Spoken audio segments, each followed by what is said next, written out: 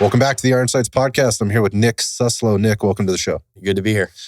I'm stoked to have you. Local dude. Yep. We're going to talk about that. Law enforcement officer, also firearms instructor. Correct. 2 civilians and law enforcement. You've got an interesting history. I got connected with you through our buddy Joel. Yep. Who was a former San Francisco police officer as well as Oakland police officer prior to that. I actually had an episode with him.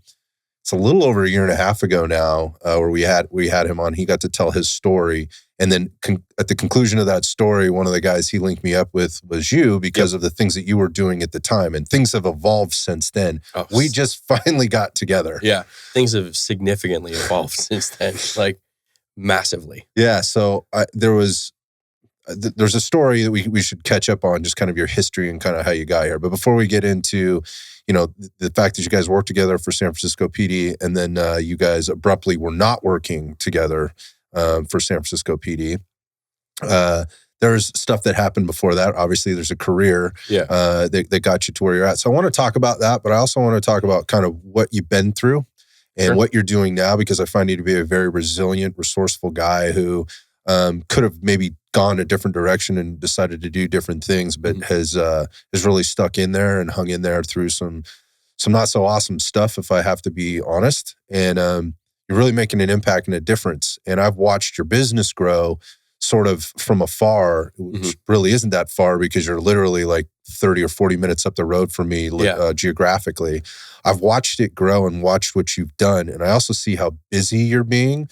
And the grinding that's happening here to build that business alongside the other things. So we finally were able to kind of get together on the phone and chat a little bit about that. And I know things have even evolved since then. We're finally now just sitting down. Oh, yeah. But anyway, man, thanks for coming down today and hanging out with me on your day off. Yeah, for sure. Not a problem. Glad to be here.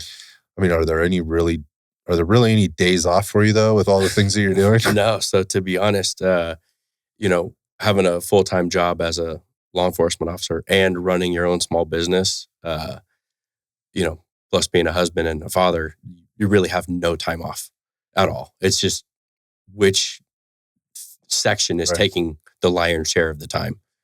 It's a juggling act. It is. It's a juggling act being a business owner. I honestly don't know how you're doing it, but I kind of know a little bit about how that happened. Yeah. And so we should talk about that, because there could be critics out there that are going, look, dude, really, do you have that much time to be, a small business owner and a really good cop on the street? And I think it takes a certain person to do that. And I know a lot of them.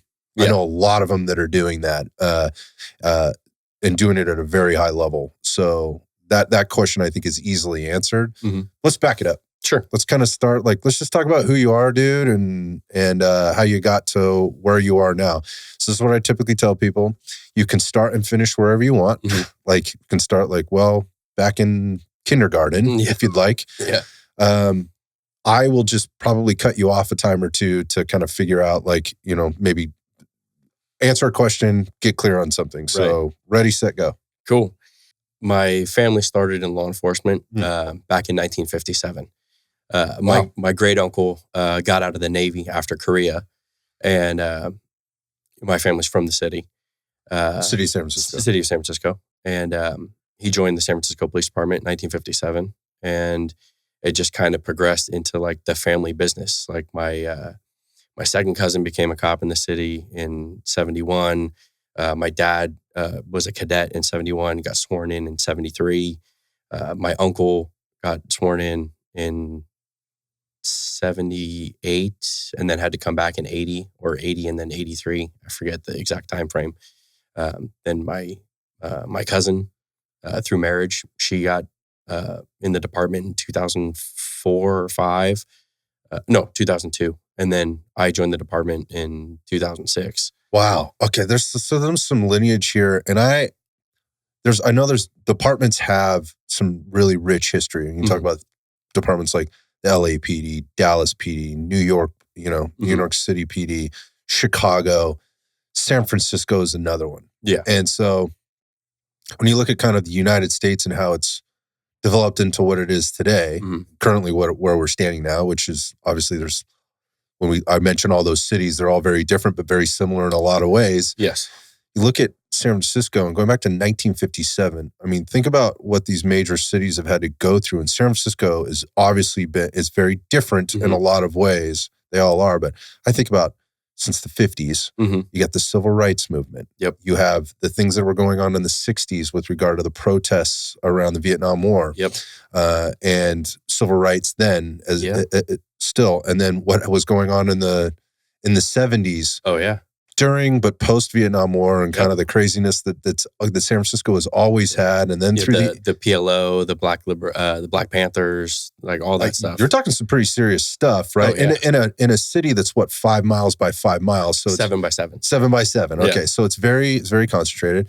A couple of other things that come to mind there for me are like what was happening with regard to the gay rights movement in the 80s, 70s, but also the 80s. And then as you move into the 90s, you had spillover from Rodney King from LA area, right? Because, it's just, 6-8 hours south, right? So all that just goes up the state. Then you had, the first Gulf War. You got the whole Ruby Ridge, all that stuff, the Waco. It spills over because it's, highly politicized. Everything's politicized in San Francisco. Exactly. And I loved, I'm going to say loved the city for a long time. I don't love it anymore. I can't go there. It's very sad for me to think about it. Oh, yeah. But I guess I'm just looking at it from like the law enforcement family side of things. You have a very unique, but also that's going to be so many things, right, that you've been probably exposed to or heard stories about where, other cities or other towns in the United States wouldn't really maybe have any kind of idea. But it's interesting what you mentioned there, because I think this is going to be an ongoing theme of how things that may be happening globally or within the rest of the United States, they trickle over and they bleed into San Francisco, and it tends to erupt there. Oh, yeah. Kind of, I don't want to say ground zero, but their shit is always going to get stirred up there if there's something else going on in the world. Oh, yeah. We're seeing that right now. Absolutely. I mean, it's been like that forever. I remember even when I first got in the department and I was on field training, there was all the anti-war protests in 2006, 2007. And San Francisco has, on average, 400 protests a year. They're just not as publicized as some of the other ones. But, people are like, oh, we want... everybody wants to have a voice about something. Exactly. And it's kind of like what's going on now, right? Where all these towns and cities want their city councils or whatever to declare, something about Israel or something about Gaza or whatever. And it's like, well, you're a local municipality. Like, then another foreign government doesn't care what you think. It's a useless statement. It just makes you feel better. It just makes you feel better. Whatever. Like, if that's what makes you feel better, that's what makes you feel better. But the similar principle has been happening in San Francisco for probably 30, 40 years. So interesting place to be a law enforcement officer. Also, kind of that number one has to enforce the law, fight crime, right? Go against a myriad of different types of crime. From international to petty stuff that may be happening on a local front on a daily basis and whatever else, plus all this other stuff, which is kind of just like managing people. Yeah, this group of people today has decided they're angry about something and want to have a voice about it, so they've taken over this part of the city or this couple city blocks or this neighborhood or whatever. Yep. This is a normal thing for us, but we also understand it could get a little bit wildly out of control. So we got to get in there. What an interesting kind of experience going into kind of what people now know is it's almost normal kind of in all major cities. This is just something that's been happening in San Francisco for a very long time. Yeah. I digress. I just think that's really interesting. I guess I didn't realize that about your history. So, so you join in whatever time. Yeah, so I applied. I was looking at a bunch of agencies. I looked at CHP. I looked at San Mateo PD. I looked at Burlingame PD. So these are all the kind of surrounding neighborhoods. Yeah. I even looked at Alameda PD, even though it was across the bridge. Never kind of flirted with the idea of working in Oakland. Joel was way more brave, I guess, to work in Oakland. But I did have a family connection to San Francisco. And I remember I was like 9. My dad got promoted to inspector, which was like a big deal. Is that like detective? Yeah, kind of. Yeah, we'll say detective. they just gave him access to like a different route in his career instead of just being a sergeant. Okay.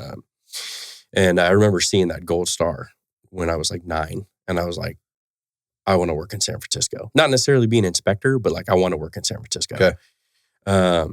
So I applied to SFPD in like late 04, early 05-ish. Mm-hmm. And then, you know, the typical stuff, right? You got to do an entrance exam. You got to do an oral board, you know, the background, psych, you know, you got to pee in a cup. All the things.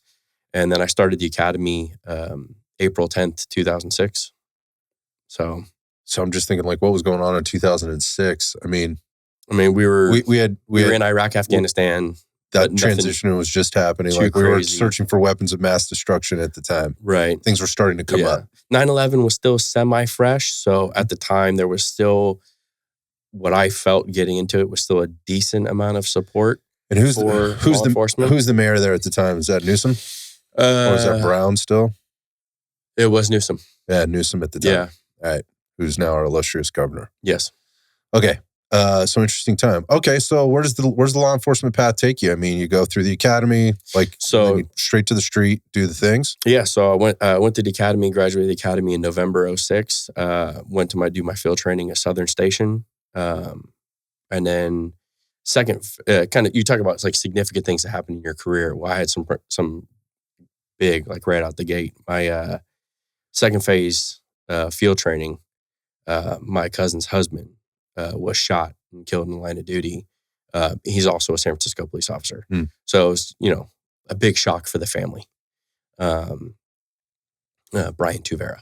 And so, you know, a milestone that kind of shaped my career after seeing what happens to a family who's had a police officer and their family killed in the line of duty. I didn't want to see another family go through that. So I thought the best way to do that was to, number one, be as trained as possible, and then take that knowledge and pass that on to as many people as possible. And so did some research and found out the lead test and evaluation unit for equipment and training in San Francisco was the SWAT team. So I made it my goal to get to the SWAT team so I could have the most influence on gear for the department to make officers safer, training to be able to pass on knowledge to make the officer safer. So, how long does that take you to get there? I made it to the SWAT team to the basic class in September of 2010. Okay, so it's only 4 years. Yeah. I mean, some would say that's a pretty short time. I just spent time down in Texas at the Texas Tactical Police Officers Association meeting, and some of those guys, it takes double that to get there and then be selected. And then once you're on, you know, they're there for as long as they can be or want to be, kind of thing. But 4 years doesn't seem like a long time, man. I guess what I hear is at about 5 years as a cop, you're getting it. Yeah. But also, I've also heard from lots of people, like you brought up Joel as an example from Oakland, like 5 years there is like 10 years at a lot of other places just because of the volume, of calls, frequency, and intensity of calls that you get. Exactly. Like it happens pretty fast. So I know that number is relative, but to me, like us hearing it out loud, 4 years seems pretty fast. Was it at the time? I mean, I was 26-ish, 27 when I got to the team. So I wasn't super young age-wise. I mean, thinking back on it now, being 41, like, oh yeah, I was kind of young. But I did my field training at Southern Station. Then I went to Ingleside, which is the southern end of San Francisco. And I worked the Alamany housing projects, the Sunnydale housing projects. I tried to work those exclusively because I wanted to be a hard charger. I wanted to build a good reputation for a hardworking cop. I wanted to get felony arrests. I wanted to protect the public and take the dangerous people out so that good people could flourish. And, you know, I gained a lot of experience, chased a lot of guys with guns, all that stuff. So I felt like I was doing the right thing. Feeling fulfilled. Oh, absolutely. And if I hadn't made it to the SWAT team, I would have stayed at housing and probably had a great career in housing.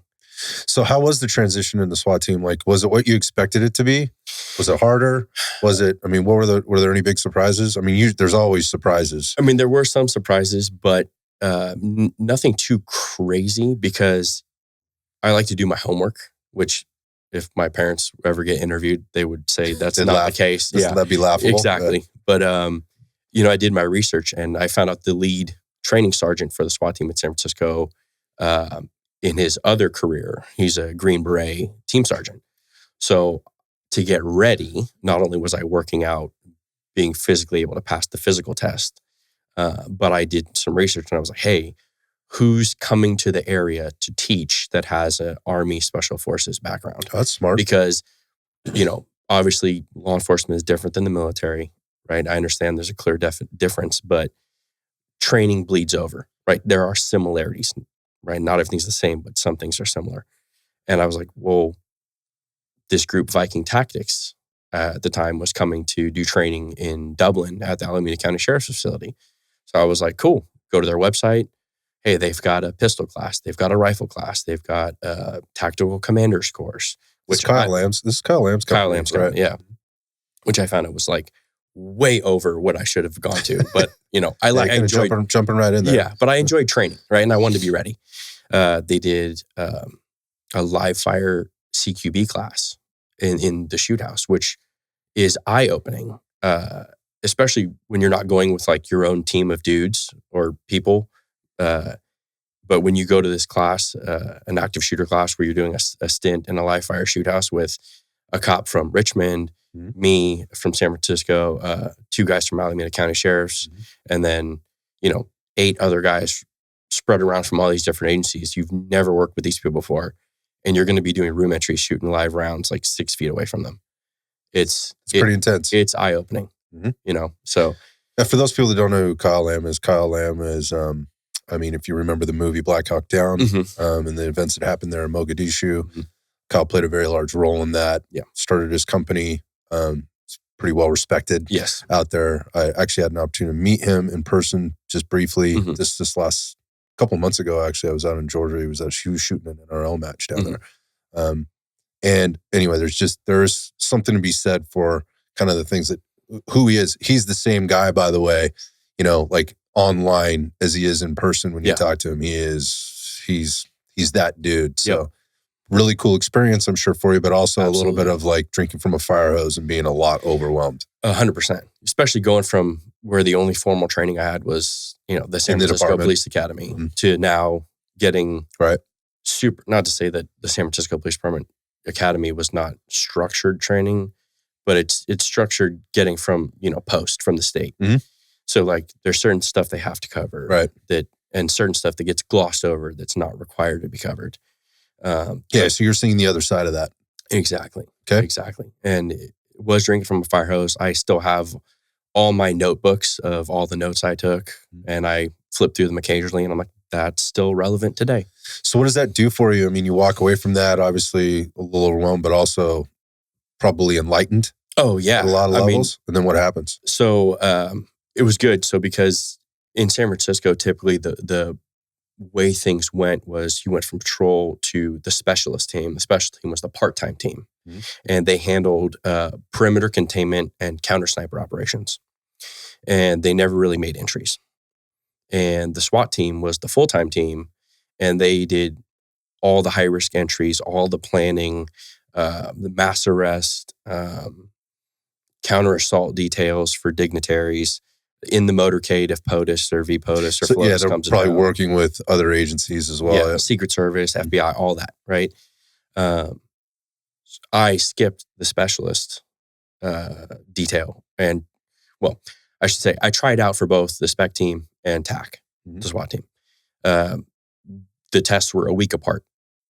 So the week before I take the specialist test, for some reason, I hit 59 sit-ups and I couldn't do the 60th sit-up. Okay. It was, so you got to do minimum 60 to pass, right? Okay. Among other things.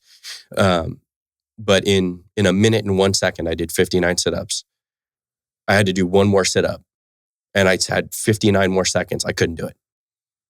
So I failed the spec test, right? A lot of people are embarrassed to say it. I failed it. Okay. It's historical. It happened. I failed it. Anybody who's there will tell you. People fail things. Yeah, it's not a big deal. Okay, I'm with you. So a week later, I take the TAC test, SWAT team, and I did 70 sit-ups. I don't know why. It is what it is, right? All right.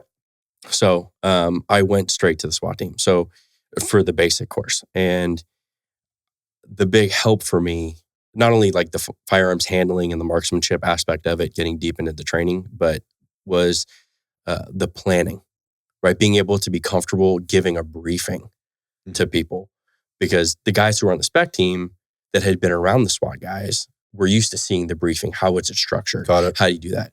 Well, if I had never gone to This is all brand new. Yeah, I would have never passed. But luckily I had, gotten the briefing procedures from Viking Tactics and Kyle. And it was very similar. Like some of the acronyms were different, but the fundamental process was the same. Gotcha. So that was what helped me survive the basic class. Because like the PT was the PT, the shooting is the shooting, whatever. Mm-hmm. The basic principles of tactics and clearing a room are the same. But it was like I had a lot of catching up to do for the briefing and planning portion, because I had no experience with it except for the snippet I got in VTAC, which helped save me being able to pass the basic class. Gotcha. So how does this evolve? So you're now on the team. So now I'm on the team and I'm the new booty. What is that like for you? So this is 2010, right? Talk to me about the SWAT career. Just, give me the overview on kind of how that went for you. Things you did, things you didn't do, things you wished you'd done, all that stuff. Yeah, so I started out just as the new guy. You're just the equipment dude. Mm-hmm. So make sure all the batteries are charged, make sure everything's in the truck where it's supposed to be. If something's broken, write a memo, get it fixed. Mm-hmm. And then we had some staffing fluctuation, people getting promoted, new people coming in. So within a year, I got moved up to an intel position, which basically means, if a warrant comes down, you go to the computer and you just run people. So I run the names. All right, these are the results. Check their criminal history, highlight like the violent stuff. Nothing crazy. It's not like I'm, some crazy top secret intel analyst. It's it doesn't sound very glamorous, but it does sound like a very key component of the bigger picture, right, of all the things. Absolutely. And were you appreciating that at the time, or were you just like, let's get through this? I was definitely appreciating it at the time because, like I said, the benefit of having a team sergeant who is in his other job was a special forces team sergeant with 19th Group is I remember this distinctly. Brian, who is the guy, and he told me, he goes, not every job is glamorous, but every job is important. Mm-hmm. Because if somebody doesn't do their job, you can't complete the mission, whatever it is. That's what I was alluding to. Yeah. And so that's always stuck with me. Gotcha. So I try to remember that with whatever I'm doing that doesn't look sexy. So intel was cool. Nothing that I didn't do when I was being a regular street cop, right? You arrest somebody, the DA wants to know what their history is, blah, blah. So you have to do all that stuff. I was already doing it anyway. So just now it's for preparation for a warrant instead of sending a felony packet down to the DA. So I do intel for a little bit, and then I get selected for reconnaissance, which is a huge honor. Like you have to get shoulder tapped. Let's talk about this. What is this? So basically, for the recon section, let's say a warrant comes down, the team leader gets a briefing from the lieutenant. Hey, homicide has a warrant, robbery has a warrant, insert high risk warrant here. And like, this is the address. So recon is responsible for finding the location, finding the route to the location, finding the route to the command post, finding the route from the command post to the location. Where is the reception area if you're going to do a contain a call out? Where's your last concealment and cover? Everything. So what this sounds like to me, this is a non-engagement strategy. You're not putting any engagement strategies together. What Correct. You're doing is you're gathering the information so that whoever's in charge of doing that exactly has the information they need in order to be able to do it. Right? Exactly. So ultimately, the recon would gather info for all those pieces of the puzzle, and then you would meet with the ops officer. So I got a question. So in that recon thing, I mean, again, you just mentioned you're going to have to know where you're going. You're probably going to have to scout it out. Yeah. Was there ever a time where you got made by whoever it was that you're doing recon on, where things got things got hairy or you just got blown? To be honest, at this point, I don't think so. Yeah. I was pretty lucky. Yeah. I mean, but we did a lot of due diligence, right? We had the freedom of the pretty wide left and right limits from our team leaders and ops guys to get as creative as we wanted. Cool. And so one of them that the guys still have the photo up at the station, we had a warrant for robbery or whatever, and we had to go do the recon on it. And this place was down like a dead end street. And like as soon as you turned, it's like 100-yard drive, and the front of the house is right there. So like there's no good way in or out. Like even to do the recon to get up, like we wanted to touch the door at the time. Like that was the thing. You got to touch the door because you got to know, is it metal? Is it wood? It was before we had, an explosive breaching program in the city. It was before we had this awesome tool called a KBT, the kinetic breaching tool. We had ballistic breaching, but it was very hesitantly being used at the time. It was like 2013, 2014. Okay. So I'm like talking to my buddy, and I'm like, man, how are we going to do this? So we like Google Map, we zoom out. We're like, oh, there's a church in the area. So we do some research on the church, and hey, they have pamphlets. So we print out a bunch of pamphlets, and we dressed up like we're from the church. Mm-hmm. And we printed up probably 50 or 60 of these things, punched holes in them, put rubber bands on them, and we put door hangers. We put door hangers on every door in the neighborhood just so we could go up and touch the door of the target address, right? Gotcha. And it was crazy, but it worked. All right. Successful operation, right? Good to go. But it's just funny, we think about the things you got to get done to not get blown. Exactly. Creativity. Got it. So recon gets all that information. Equipment guys go, hey, this is the list of stuff that's works. This is what's broken, so we can't use it. Intel comes together. Here's all this stuff. And all that info goes to the ops officer, who's like the senior most guy on the team. And he puts the plan together and presents it to the team leader. Mm-hmm. So I did recon for about 4 or 5 years. Really? Yeah. And then I got picked up, I got shoulder tapped to take over as the operations officer. So then I did planning I probably became an ops guy in 2017. So I did ops until I left the department. Okay. So just quick question people probably have a question about, and that is like, what's the op tempo for like the TAC team for San Francisco PD during this time? Like how many of these things you run in a year? Yeah. So early on, like when I first got in 2010, we probably did maybe 1 to 2 operations a month-ish. So this is a full-time team, though. Full-time team. Okay. But as things progressed, the workload steadily increased. And we would probably average like 2018, 19, even into 2020, we were probably averaging 100 plus operations, 125 operations, year? Planned operations.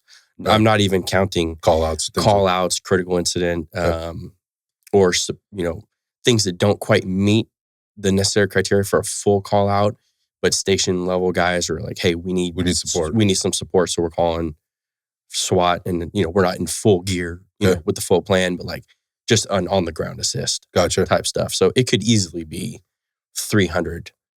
If we were totaling everything. I got you, but no, I love the way you kind of put that together. But what it does sound like is from the plan stuff goes from 2 a month to 100 and some odd a year. Yeah. Right. Which is, let's call it 10 a month. Yeah. Right. That's quite a bit different. Oh yeah. What was the escalation? Like, was it just that you guys were getting better at your job, or the crimes were getting that much more serious, or you guys were getting more trust from the city, the department, a combination of everything? I think it's probably a combination of everything, but I think the big thing is we had 2 really forward-thinking lieutenants early on that created a threat matrix. And it became a requirement for investigative units to fill out that threat matrix before they could serve a warrant. So kind of like forced them into a corner of, hey, this is really dangerous. You need to call SWAT. Gotcha. And we know you used to do it before, but like... That's an interesting approach. Like, you really should be consulting the dudes that have like the tools and the heavy body armor. It's job security, bro. Yeah, exactly. And that threat matrix has evolved. The original one from 2014 was a point scale, and then fast forward to 2018-ish, 2019, the point scale was kind of like tossed out, and it was like checkbox of yes or no. I wonder, was this did this come up? I mean, you got 2 SWAT lieutenants, right, who are obviously thinking about the work that they want to do, right, and they want their guys to do. They want to be involved. That's why they're on the SWAT team. Exactly. So they're going to be biased there. But I wonder, did this come up because there were a number of, or a single incident that happened that was like, hey, this shit didn't need to happen. These guys were in the wrong place at the wrong time. Had they done a little extra work, this wouldn't, like, was there loss of life? Was there injury? Was there something that precipitated this? So luckily, not in San Francisco. Like, you look at countrywide, stuff like that has happened. Right. Yeah. And one of our lieutenants, Glenn Marr, who's now retired, solid dude, came to SWAT as an assaulter, like officer, got promoted, came back as a sergeant, as a team leader, got promoted, came back as lieutenant. Wow. So his almost 70% of his career was at SWAT. Mm-hmm. Really well-respected dude in the department. Had done a bunch of cross-training with LAPD SWAT over the years. And Glenn would ping ideas back and forth from down to LAPD. And one of the times it was like, hey, we instituted this threat matrix. You guys should look at it. And Glenn took that and tweaked it to make it appropriate for San Francisco. Nice. And that's kind of how it went. Gotcha. So next thing you know, you're the ops guy.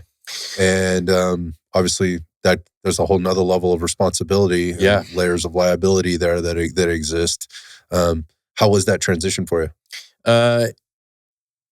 It was cool in the fact that it was a new section of work, but frustrating because I had always been like out wanting to be outside on, Gotcha.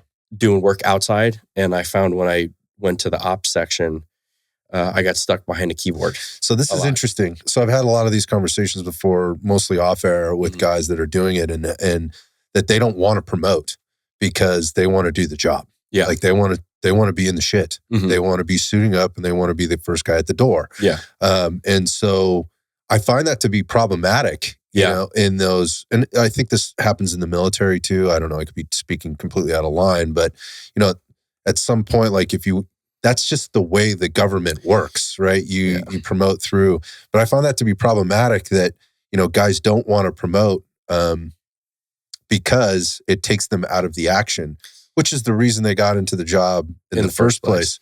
But at the same time, the guys that don't want to promote don't want the guys that didn't do the job supervising or them. Leading them. Yeah, exactly. Right? So this is like there's a conundrum here, if you will. So I wonder how this went for you. Yeah. So the benefit is in TAC in the city is really run by the officers. Yep. So the sergeants are the team leaders, but the unit is really run by the officers.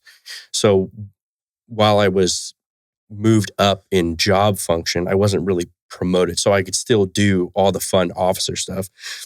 It just sucked that, working my way up to recon. Recon was like the first 1 and 2 at the door at the breach point all the time. Mm-hmm. And now I'm the ops guy. And now I'm like number 8.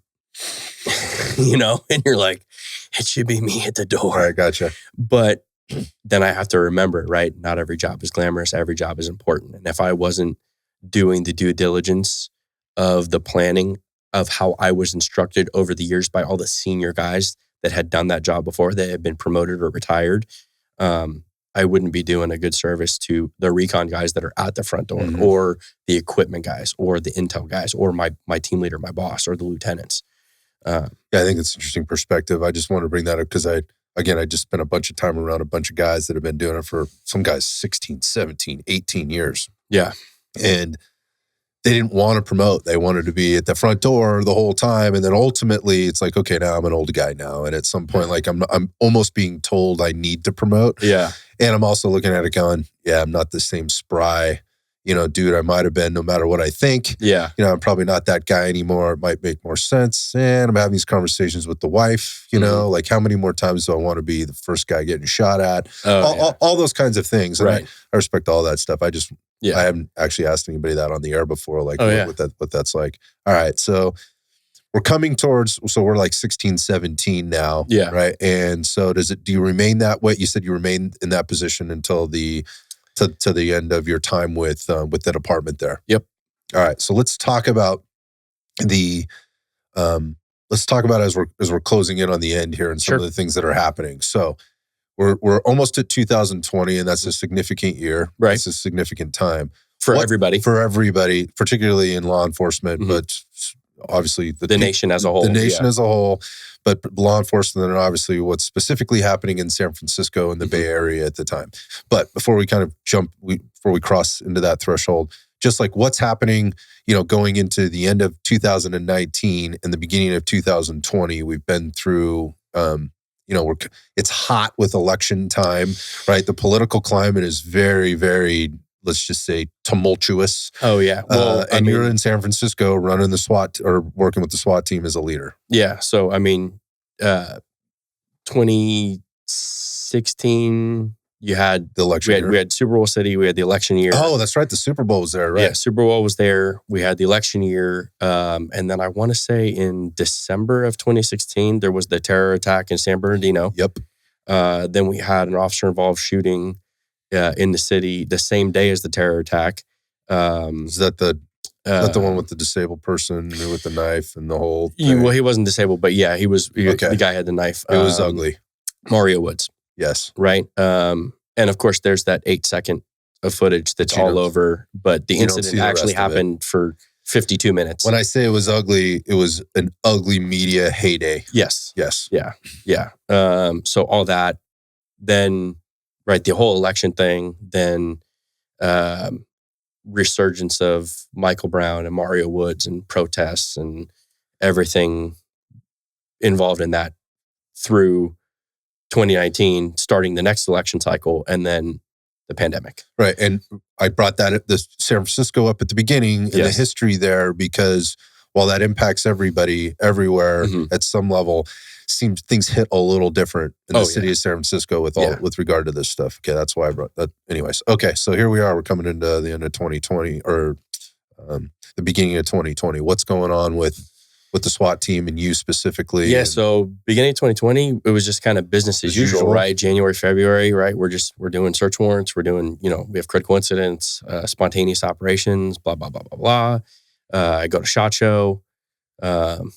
My buddy and I get sick at SHOT Show. That's how it works. Right? SHOT Show flu. Might have been more than the SHOT Show flu. It was that particular year. Gotcha. But I digress. And then we get back and we're doing whatever. And people are like, oh, there's all this stuff in China. There's all this stuff in China. And I'm like, yeah, whatever. It's probably just media BS. And then fast forward end of March, right? And hey, we got to shut the entire country down for 2 weeks. Okay. So when that happened, that's one thing. It's easy to say that, but the Bay Area was ground zero for this. And I don't think a lot of people maybe remember that. And I'm not saying that makes us better or worse than anybody else in terms of what we had to deal with regard to the rest of the country. But we have 8 counties here, correct? Is it 7 or 8? 9. Nine Bay Area counties. 9 Bay Area counties here. San Francisco sits there by itself, up there at the top, the city of, right, San Francisco proper. Then you have all the other counties that go down the peninsula, down through the South Bay, through the East Bay. All the way back around to Marin. All the way back around to the other side. Santa Clara County, which is where we're currently sitting, was the first one to come on board along with San Francisco and say, we're going to shut things down. Yeah. I wonder how that message was delivered to you guys. Did you find out about it through supervision, or did this happen through, did you get it like the rest of us did, like through the news, like wild social media shit? Yeah. So I saw, I woke up in the morning to get ready for work, right? And alert on the phone. Hey, San Francisco, Santa Clara counties are going to be, quarantining everyone for 2 weeks. 2 weeks to slow the spread. To turn into 3 years. But and then I go to work and I'm like, what does this mean? What does this mean? Right. Like, am I still supposed to be showing up to work? Am I Like, how are we structuring this? And then it was like a big panic. It was like, all right, because we originally, we were working similar to an LAPD SWAT schedule where all 4 teams from the SWAT team were working together 4 days out of the week, and then we would alternate like a 5th day for coverage, and then you had on call for the days off. Mm-hmm. Well, it was like, oh, you guys can't be around each other because if one guy gets sick, the entire unit could die. Mm-hmm. And I was like, we're all between the age of 25 and 40. We work out an hour and a half every single day. Everybody here is eating clean. Like, we're the healthiest people in the department, right? Like, and my mom worked for UCSF at Mount Zion for 40 years in the infectious disease department. Oh, no shit. So, like, I was like, I'm really not too worried. Like, I know I'm not a doctor. My mom wasn't a doctor, but she worked with the infectious disease doctors at Mount Zion for 40 years, and they specialized in HIV and influenza. And everything I had read growing up, I was like, I'm not worried. Like, unless it's like a bloodborne, like, plague. Right. I'm not tripping. The zombie apocalypse. Right. Turns out that's fentanyl. But, yeah. Different zombies. Just. Yeah. All right. But so that whole thing happened. And coincidentally, my parents were actually on the cruise ship. Oh, no way. Yeah. Yeah. So, So talk about that cruise ship, just real quick reminder. So this cruise ship comes in. So they leave out of San Francisco. It's a 15-day. Yep. Go into Hawaii. Yep. Hit 4 islands in Hawaii. Stop in Ensenada.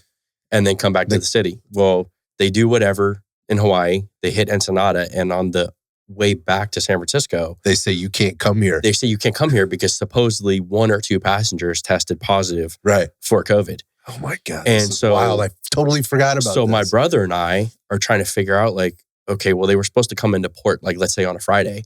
Well, it's now Monday. Where are they? And well, no, they were in kind of reception. My parents paid for like the digital Bluetooth Wi-Fi package. So they're texting us and they're like, hey, we're just doing circles. And like, here's the website. So, you go to the Princess Cruises, the website, and you could see they're just burning squares, like 75 miles outside off the bridge. Yeah.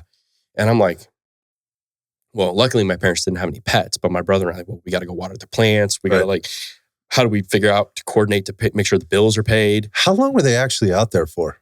I want to say they were out there for like 4 or 5 extra days. That's crazy. Yeah. Before they were even allowed to come into port. And then things were getting ugly out there too, because people were getting sick allegedly. Allegedly. Mm-hmm. Now, everybody was quarantined in their cabin. It's crazy. So nobody was allowed out of their cabin. Literally prison. Yes. A floating prison. Yeah. So like my mom would say, hey, we'd get a knock on the door between 8 and 8:30 and there would be a food tray for 2 people for your stateroom. I mean, I'm chuckling about it now, but this was like, imagine the people working on the ship that are doing this stuff. Yeah. Like, what are we doing here? We've literally locked people into their rooms. Yeah. So for like 4 or 5 days, that goes on. And then they finally get a message, hey, we're finally allowed to come into port. Oh, wow. So they come into port and it was like a scene out of that movie Outbreak. People in full level A, self-contained, with SCBAs, like tanks, oxygen tanks inside, bringing people off. They're trying to decon them. Here's your N95 mask. Get on this bus. You're going to Travis Air Force Base. Travis Air Force, it's right. So my parents and everybody on the cruise ship got quarantined at a hotel at Travis Air Force Base that they barbed wire fenced in for 6 weeks. This is America. Supposedly. This is America we're talking about. Yeah. Again, like you can hear it in my voice, like I'm chuckling a little bit, like how ridiculous this is. Oh, yeah. And was, especially, again, knowing what we know now. Mm-hmm. Again, like I fucking told you so. Right. At the end of the day. But like thinking about this, and this is your parents, right, that are being put through this. What are you and your brother doing here? Are you just going, this is wild, we have to break them out of this? They put my parents in prison. Yeah. So, I mean, we didn't what are you doing? We didn't quite think that we would have to do like a Red Dawn, like rescue extraction. Yeah. But, my dad's side of the family is Jewish. Okay. My mom's side of the family is, Presbyterian / my mom's side is from Russia, like Russian Malakan Christian church. Okay. So, growing up, I got exposed to both faiths. Okay. Obviously, when history was still being taught, like as regular history, we learned about the Holocaust, quote unquote regular. Yeah, like actual documented history, not woke, fake, DIE history. Yeah. We learned about the Holocaust. So everything, right? Hey, you're going to get off this thing and we're going to put you in a transportation vehicle and put you into this isolation thing. It had scary remnants of things. So here's the thing. People were making reference to this back in those days and they were being obliterated. Murdered. Oh, Gina Carano. Murdered lost her career on the Star Wars thing. For suggesting that this looks really bad, guys. Yeah. Like, and by the way, let's just be honest. I mean, America doesn't have a really great history of this either when we start going back to what was happening to the Japanese internment. Yeah. Actually, right here in Bay Area. Right here. Yeah. And particularly in San Francisco. Yeah. And before that, what was happening with the Chinese long in California. In California, in the city, before people even know. Yep. That's something that I've gotten way down into the rabbit hole on. Yeah. So, for people to say like, oh, that's ridiculous. That's not what's going on here. I don't know, man. I agree with you. I think it looked eerily similar in a lot of different ways. Oh yeah. I digress.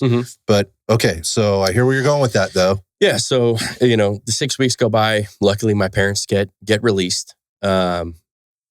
Released to come to get their freedom enjoy back, their freedom. Get their freedom back to come back to a lockdown city. Yeah. And interestingly enough, right, I'm a chemical agent instructor. And so part of that is like you have to be able to fit test people for gas mask, all kinds of masks. N95, if you read on the box, the fine print, you're supposed to get fit tested for it. Yep. And also, if you read the fine print, once you put it on, it's only good for about 2 hours. Stop it. Right? Dude, I mean, this is all stuff that people were arguing and being deplatformed for saying. Yes. Yeah. And interestingly enough, right, the federal government and all its wisdom that had interned my parents for the 6 weeks gave them one N95 mask apiece for the 6 weeks. And it's like, well, okay, you guys didn't even read the fine print. So whatever. It's all an illusion. Yeah. So whatever. And a simulation, by the way. But right. Anyway. So my parents come home, and I think by that time it was my daughter's birthday. And we're like, hey, come on over. We're going to have cake, celebrate my daughter's birthday. And they're like, well, I don't know if we can do that. I'm like, who's going to say anything? Like, the Constitution still applies. You have freedom of movement. Yeah, but they were scared. They were scared, yeah, because they had just been held hostage for 6 weeks, basically. And I was like, well, nobody else is going anywhere, so nobody's going to say, like, I'm not going to say anything. It's up to you. I mean, the invite's there. This is the sad part, man. This is so sad. Like, anyhow. Yeah. So, my parents came over finally after some arm twisting. My mother-in-law came over. My father-in-law was out of the country visiting family in Peru. So he was stuck. So FaceTime, which was the norm, to do gatherings then. And everybody learned how to use that. Yep. So, we just kind of progressed through there. And then, my brother and I are talking and I'm like, man, this is not going good. I can see it getting to the point where you have to have a vaccine. Like, cause then, come August, right, we're going to release the vaccine, or the vaccine was being released for the elderly, which whatever, you do you. And then it was, if you're a nurse, you can get it, or the elderly, it wasn't quite available to law enforcement yet. And then, there was rumors about vaccine passports. Yeah. I mean, so let's just be real clear. So you're kind of already talking about your parents and how crazy that time was. Here in the Bay Area, they were taking basketball hoops off of the backboards in the parks because they didn't want people out there. Yeah. They were literally shutting down and chaining shut the playgrounds. Oh, yeah. Don't let the kids go outside and play. They were, again, to the extent that they were starting to regulate this. People were trying to move like workout classes and things outside. Yeah. They were being hemmed up and threatened. Oh, yeah. And people didn't know how to respond to this because they're like, we know this is against the law, but you guys are threatening us anyway. They didn't really, people were in this really weird time of, I'm not sure how to respond to this. And I think attorneys at the time were very scared to take stuff on. Very. Like, they're like, I don't know what this means. Yeah. Like, laws weren't changing, but there were a lot of threats happening. you mentioned one of those counties, Alameda County being one of those that was like literally going in and threatening to shut businesses down. Yeah. Of those counties that were here, the fines that were being written were ridiculous. Oh, yeah. And completely illegal. Totally illegal. Completely illegal. Yet they're holding up in court. Like Santa Clara County, the biggest one that got fined was like $2 million to a church here in town. And that just came out of court and they've been ordered to pay. That's crazy. It's crazy. Now it'll go into appeal and whatever else. But the fact that a county court said, no, you violated the law as a church. But that's the thing. It was, if you actually go back and look at it, it's not a law. There's no law. It was a decree by a public health official. Because I remember in the city when they were in, March, April, before the BLM riots, they were like, hey, the public health officer says, you're going to cite people for being out if they're not wearing a mask. And if they're not, I go, yeah, I'm not doing that. There's this little thing called the Constitution, like the First Amendment, Fourth Amendment. I'm not violating somebody's civil rights because a public health official says, it's illegal. I go, show me the California Penal Code statute that I, as a California police officer, am able to enforce as a violation. Then, it's still my discretion because as a California police officer, you have discretion. Then I'll think about giving somebody a ticket. But for an administrative rule, I'm not giving somebody a ticket.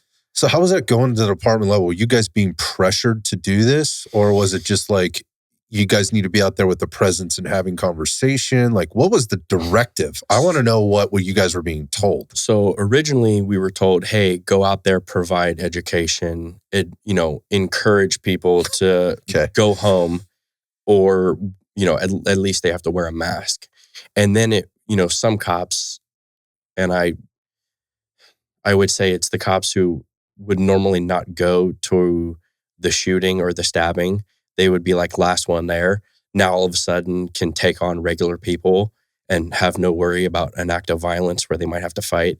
So now they're like going to put their big boy britches on or big kid britches and take on somebody who's not going to fight back. And so then like their bully pants came out to, get one over on somebody. That's disgusting. It is. But I saw it. Absolutely. I saw people that were being appointed or like being given jobs as county officials with a mask, a vest, and a clipboard, taxing businesses basically on and trying to bully businesses. I had a couple of conversations here that didn't go very far. Yeah. But I did have a warning posted up on my business door saying I was in violation of a county mandate, which, by the way, I never violated a thing. Oh, yeah. They just didn't like the way what we had to say in return and, of course, and what the truth was of the matter. But and that's the problem. Next thing I know, there's a fucking ticket hanging on my door. And that's the problem with over-regulation and an overreaching government. They don't know when they need to be put in check. So here's the other thing. Like the reason I asked you that is like, what were you being told? Because we were seeing that kind of behavior happening, but there was no clear directive. There was zero clear directive, which is just as bad as giving one that's wrong. Yes, because now you're giving this person's now feeling empowered to put their bully pants on and go out and do whatever they want, which obviously creates a much larger problem in my mind than telling them what to do or not to do. It's almost better if you say, this is what you can do, this is what you can't do, because at least there's some level of accountability. Yeah, you got to give people left and right limits. Right, which was the challenge across the board. I think you looked across the country because that's what everybody was challenged with the whole thing. But, but when you look at law enforcement, you're putting them in a really tough situation here. If you're asking 100%. Them to be, community managers of some level to go out and go, hey, look, we're all trying to get through this together, kind of thing. As peacefully as possible. I'm not telling you to shut your business down. I'm not telling you that you cannot be out here doing what you're doing. I'm just asking you, could you do it in this manner? Right. Because, for whatever the reasons are. But exactly. I'm going to go away now. Yeah. And you choose to do you, kind of thing. Yeah, exactly. And there exactly to your point, right? There was zero clear direction.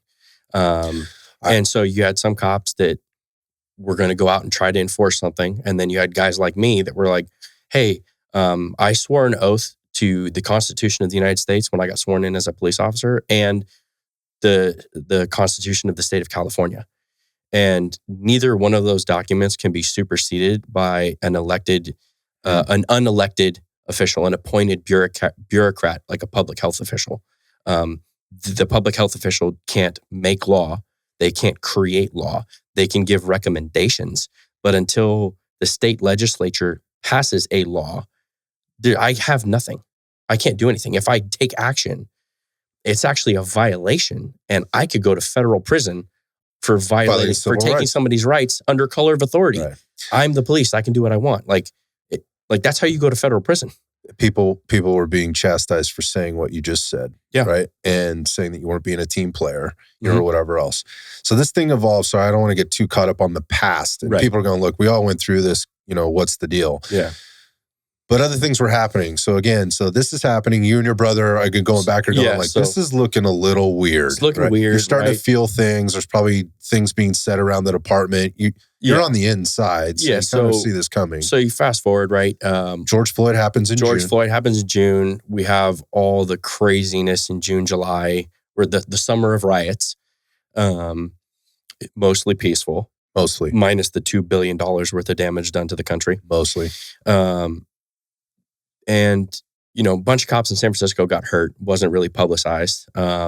We had a couple guys get followed home from the station, right? Because everybody in the city kind of knows where the SWAT building is.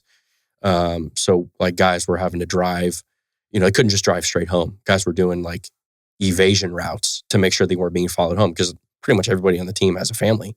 Right, you don't want some weirdo following you home, shooting up your house with your wife and your kids. It was crazy times, man. Crazy times. Those are legit concerns. So, I know my 15-minute drive to where I was living was an average of 45 minutes to an hour. Driving all the way down almost to wherever. We don't I just couldn't. I'm drawing a blank on the freeway exit I would take. To go off to do a circle to then come back and do another circle off of 92 and then come back to the exit where my place is or was. So, we're like, hey, this is getting crazy. So my brother's like, I can't deal with California anymore. He bails. I'm out. He bails. November 2020, he sells his house in South San Francisco, and he goes, I'm moving my wife and kids, and we're leaving. We're moving to Idaho. So many of those stories, man. Yeah. So many of those stories. I mean, and our family had been in the Bay Area since the 30s. Mm-hmm. So this was our where we had all of our ties. That was it. He's had enough. Yeah, he's had enough. He's like, peace out. I'm gonna go figure it out somewhere else, brand new, with no family support. I was like, all right, well, on spring break we'll come out and visit.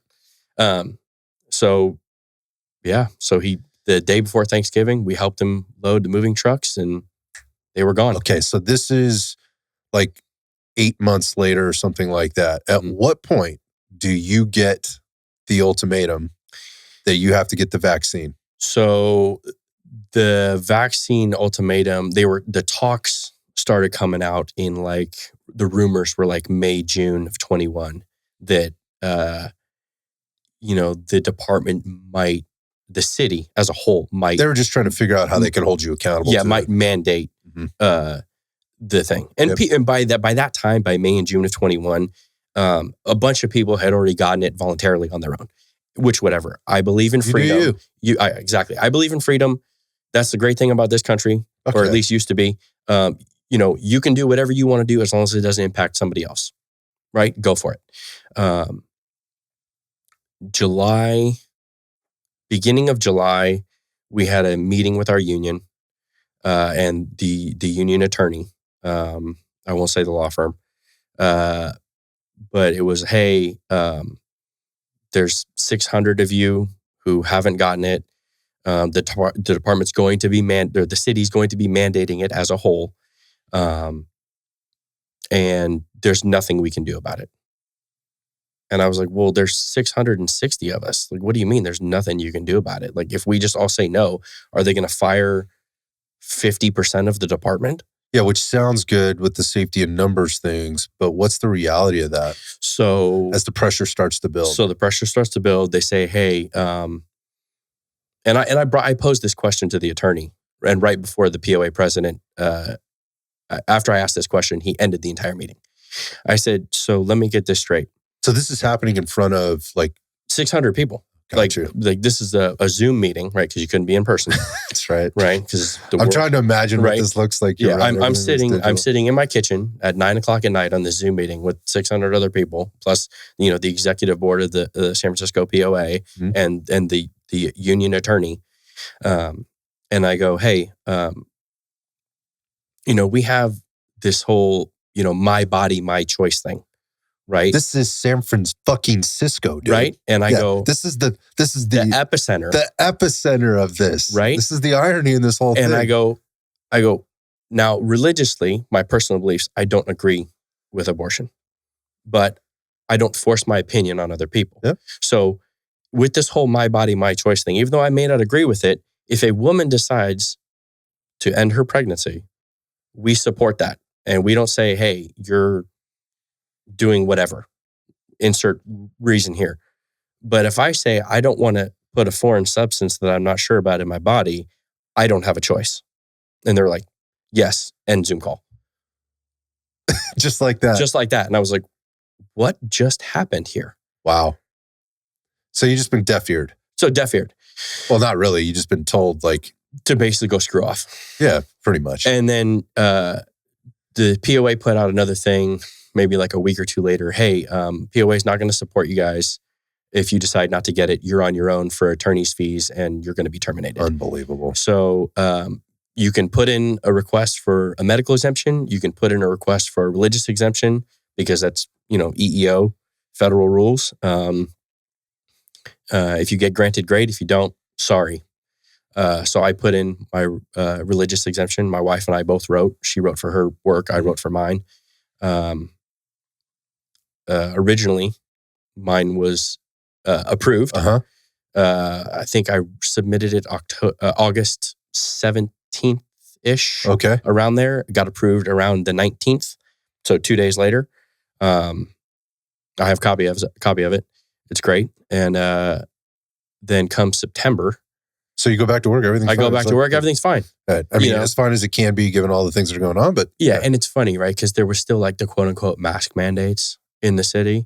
But you look around, nobody's wearing masks. Like some people wear masks. Like most city employees weren't doing it. Not just the police department, sheriff's department weren't doing it. Like Public Works wasn't really doing it, right? Like people in the mayor's office weren't really doing it. Like, okay. Weird. Right? Yeah, like do as I say, not as I do. Right. So whatever, it wasn't really being enforced. So then. And you're talking about from your employer. My employer. You're not talking about just to the municipality and to the citizens. You're talking about the employers not even enforcing or living up to their own. Correct. Thing. Yeah. The state wasn't doing this, man. Right. I mean. Exactly. And then Gavin Newsom was out having dinner in restaurants. The French Laundry. Yeah. Well, shutting other restaurants down. And prior to that, I think it was May of 2020, before the whole George Floyd thing, Nancy Pelosi went to the hairdresser. Don't think I didn't let that one escape me. On Chestnut Street, and that lady got put out of business. Yep, as a result. And that Pelosi had the balls. Yep. The balls to say she didn't know. Yeah. And she was lured into that. Yeah. Stop. Yeah, stop it. Yeah. Anyways, sorry. So we fast forward, and then they're they send the city. This is after the religious exemption. So after the religious exemption gets approved, Yep. I'm thinking, hey, I'm going back to work. Everything's fine. I got nothing to worry about because my wife and I were stressing out, right? Because we got 2 little kids, right? We got a mortgage payment, right? The kids are in school, right? We're paying for private school, so we're like, hey, man, you can't live in the Bay Area unless you're in a dual income. It's not feasible. I mean, unless you're independently wealthy, right? Or you have insider trading like some of the politicians. Man. Very true. So it was a little bit of a relief, right? Still a little stressed, but not as stressed as I was before. And then September 12th-ish, we got an email from the Human Resources. Hey, we're doing a secondary look at your religious exemption. We need you to answer these questions.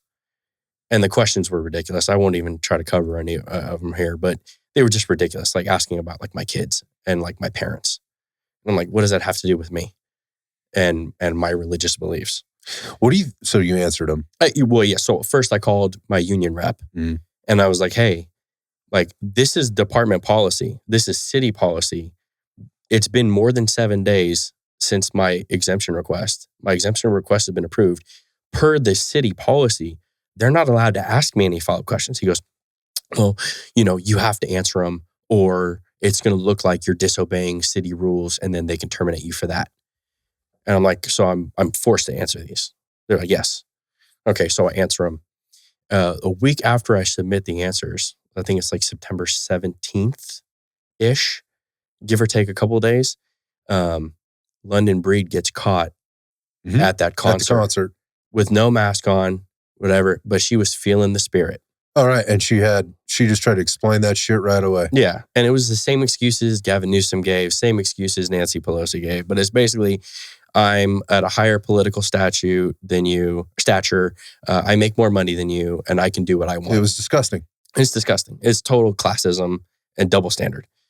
So I went in and I was like, hey, so am I going to be exempt now because she's exempt?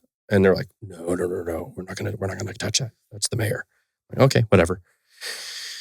So now go to September 30th, October 1st. Same month, couple weeks later, I get an email from Human Resources. Hey, we've had the city attorney's office look at your questions and your exemption request, and we changed our mind. You're denied.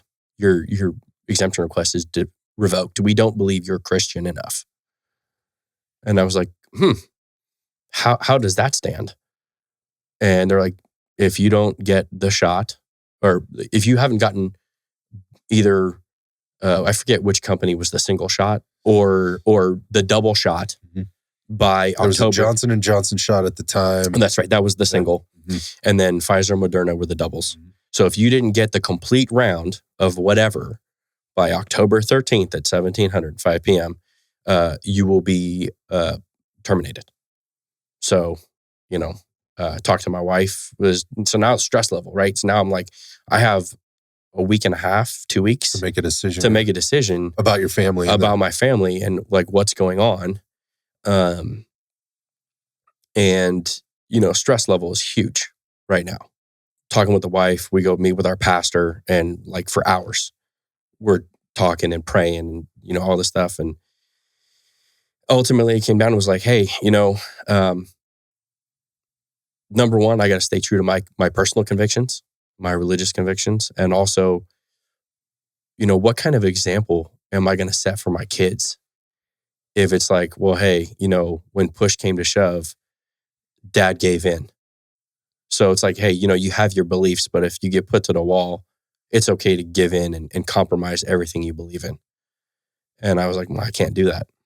So luckily, over my time, my full 11 years on a full-time SWAT team, I had made several connections, not only locally in the SWAT industry or SWAT community, but, statewide, even a couple people outside of the state. And I reached out to a good friend of mine who I'd known since high school, who's on a team in San Mateo County, and he works for a small agency in San Mateo County. And I was like, hey, dude, I'm losing my job because of my beliefs, and I don't know what I'm going to do. And he's like, why don't you come down and meet my captain? And I was like, okay, like, what do I have to lose? So came down, met the captain, and brought my resume. And I was like, look, sir, I'll wash your cars. Like, I just need a job. I got to keep the roof over my kid's head. I got to keep them in school. Like, I'll take out your garbage. Like, I don't care. Whatever you got, I'll do. He goes, why don't you come back next? This was like a Thursday. He goes, why don't you come back Monday and meet the chief? I was like, all right. So I came back Monday, suit and tie. And they're like, hey, we're going to hire you. So we need 3 weeks to do backgrounds and you're going to be in. Yeah, 3 weeks went by and I got picked up. Okay. So hold on, go back to the mandate or the ultimatum. Were you actually fired So because I'm looking at this going like, now I can get fired and that's going to be sitting on my record. Yeah. So, right? And does that hurt me or help me in this situation given where we are right now? Or I can leave, but I'm also leaving on a short time basis here. Right. It's fairly unprofessional. Yeah. But under the circumstance, like you don't really have a choice. Right. So technically I was put on unpaid suspension. So the way it works for the city and county of San Francisco is the only way a police officer can be fired is the police commission, which are, I believe it's 7 or 9 appointed civilians from the city. I think 4 are appointed by the board of supervisors and 3 are appointed by the chief. Okay. Still have to be approved by the board of supervisors. So effectively all 7 or 9 are appointed by the board of supervisors. So they have to be presented with the evidence that I didn't comply, and they ultimately ended up firing me. I wasn't officially technically terminated until March gotcha. 17th of the following year, 2022. But I was on unpaid suspension. I also was denied my LEOSA rights, which means I was not granted concealed carry because I was listed as a danger to the public. Shut the fuck up. Oh yeah, I was given a stay away order from the chief of police, Bill Scott. I was given a a administrative stay away order from all city and county property. What a fucking coward. That's the most cowardly thing I think I've heard about this shit yet. And what's funny is in September of 21, we had just been awarded gold medals of valor. Myself and a couple of my guys, my teammates, we were awarded gold medals of valor for a hostage rescue we did in 2017. So talk about like a kick in the gut. I really don't know what to say, man. I mean, I knew, honestly, I knew quite a bit of this story, and I'd heard Joel's story before, which is very similar in a lot of ways. But I have to say this. So there's a silver lining to this, and I want to get to that part. And that is, you've been picked up by this other department, and life goes on for you, and we can talk about that. But I just want to go back. So when I heard about you, right, and I've been kind of watching your business grow over time, this may be a little bit of a setup, but stick with me here for a second. Sure. And I never try to back anybody into a corner, but I want to say something to you because I want to hear your take on it. I have my own take. But when I heard about you, I started watching stuff that was going on with you. Your name was getting out there. Some people that I really respect and have close relationships with are like, hey, do you know this guy Nick? And I go, no, I don't, but I've seen him. I've sort of had this connection via the internet with him, but not really. What can you tell me? Good dude, trying to do good stuff. You heard about his story with San Francisco. I go, yeah, that's kind of how I got introduced, but I don't know much about him. And so then from there, because of these people had given me that, that information, I've sort of been like, I'm giving this guy the benefit of the doubt. If this guy is saying he's a good dude, then he's a good dude. Until I hear otherwise, like I have no problem going, yeah, I think this guy's a pretty good guy. So in my adventures and trainings and things like that, things had come up and I'd talk to people that are around, let's just say, the area, specifically that may have worked for San Francisco at some level, not necessarily on the team or anywhere else. And I curiously, what are their takes? Right. Because these are people I don't know. Hey, have you heard about, Saber Tactics? Do you know about that guy? Do you know about this? Yeah. That's Nick. I go, cool. What do you know? Have you ever trained with him before? Well, I know about him from this thing. And that's not what I asked. Have you ever trained with him before? No, I never trained with him before. Okay, well, what have you heard? Well, yeah, I heard he left the department here. He's a pretty angry guy. And so you're chuckling over there.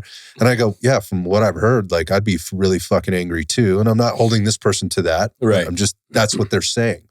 That happened a couple of times, man. Yeah. And I went like, well, why aren't you fucking angry? Yeah. Because you're still working there. Yeah. Right? Why aren't you angry? Does that mean you just went ahead and felt the pressure and said, okay, whether I like it or not, I'm going to take the thing? I'm not asking those questions of people. Right.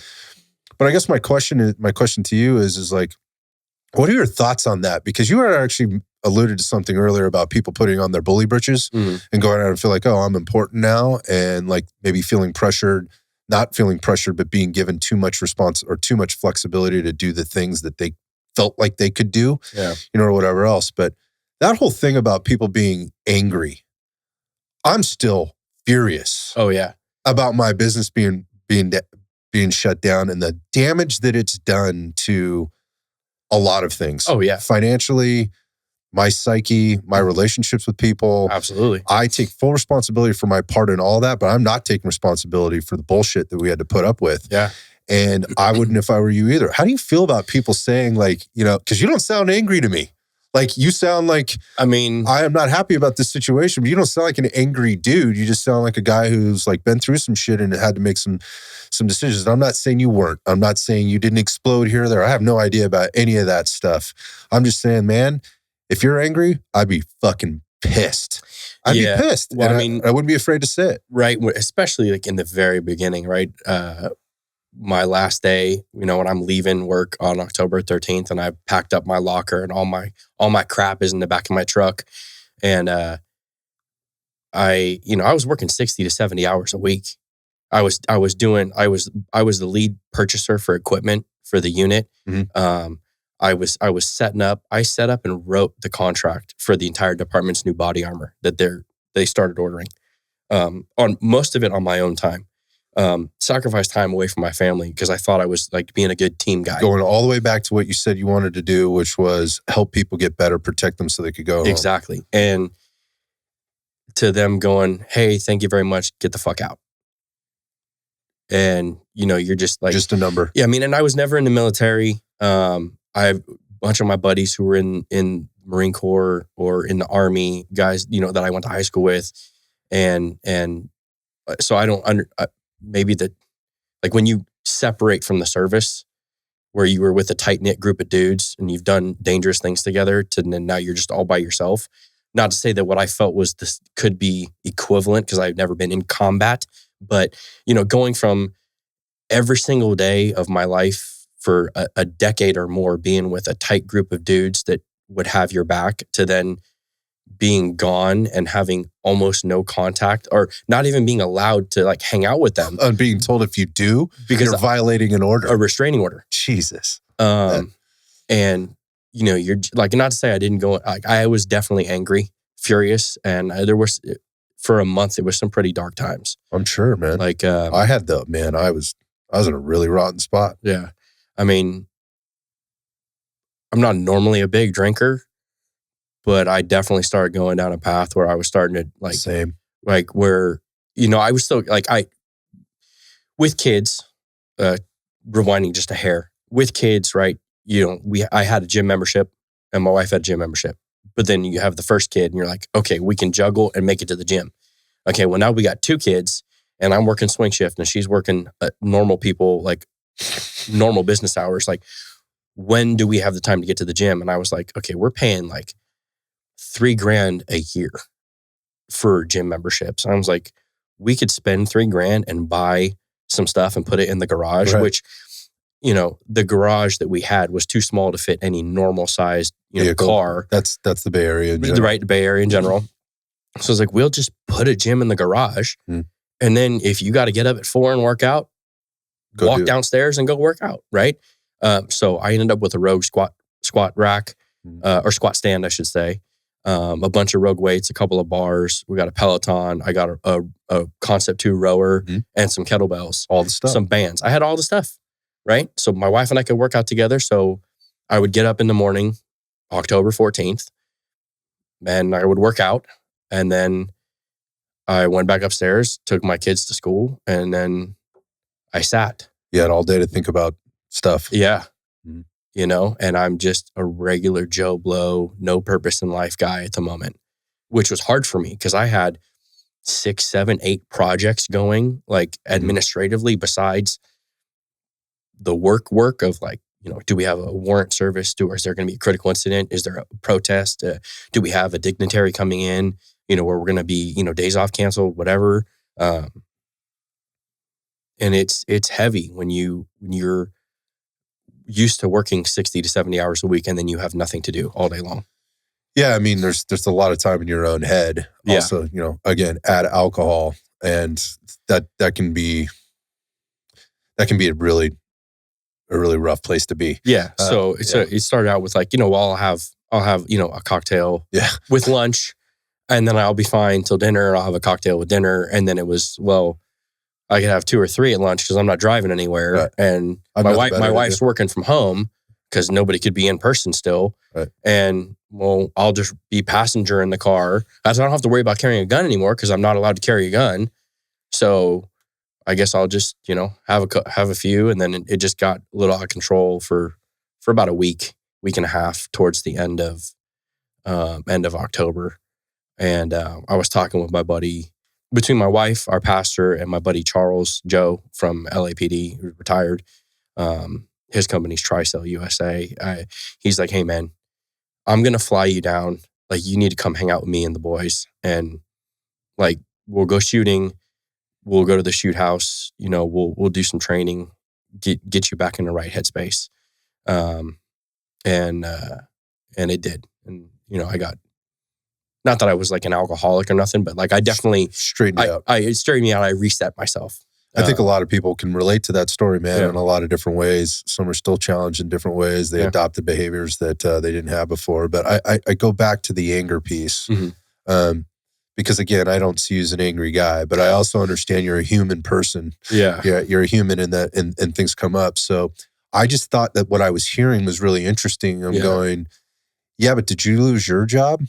And again, maybe you don't think or feel the same or have the same beliefs or whatever, but like that's a pretty shallow thing to say. Now I get I know angry people. I've been that guy, and occasionally I am that guy. Yeah, but at the same time, like I heard that a couple times. Like, man, I don't know, because I know a little bit about that story, and I know there's a lot of people that got pressured at the end. You go back to it started with 600.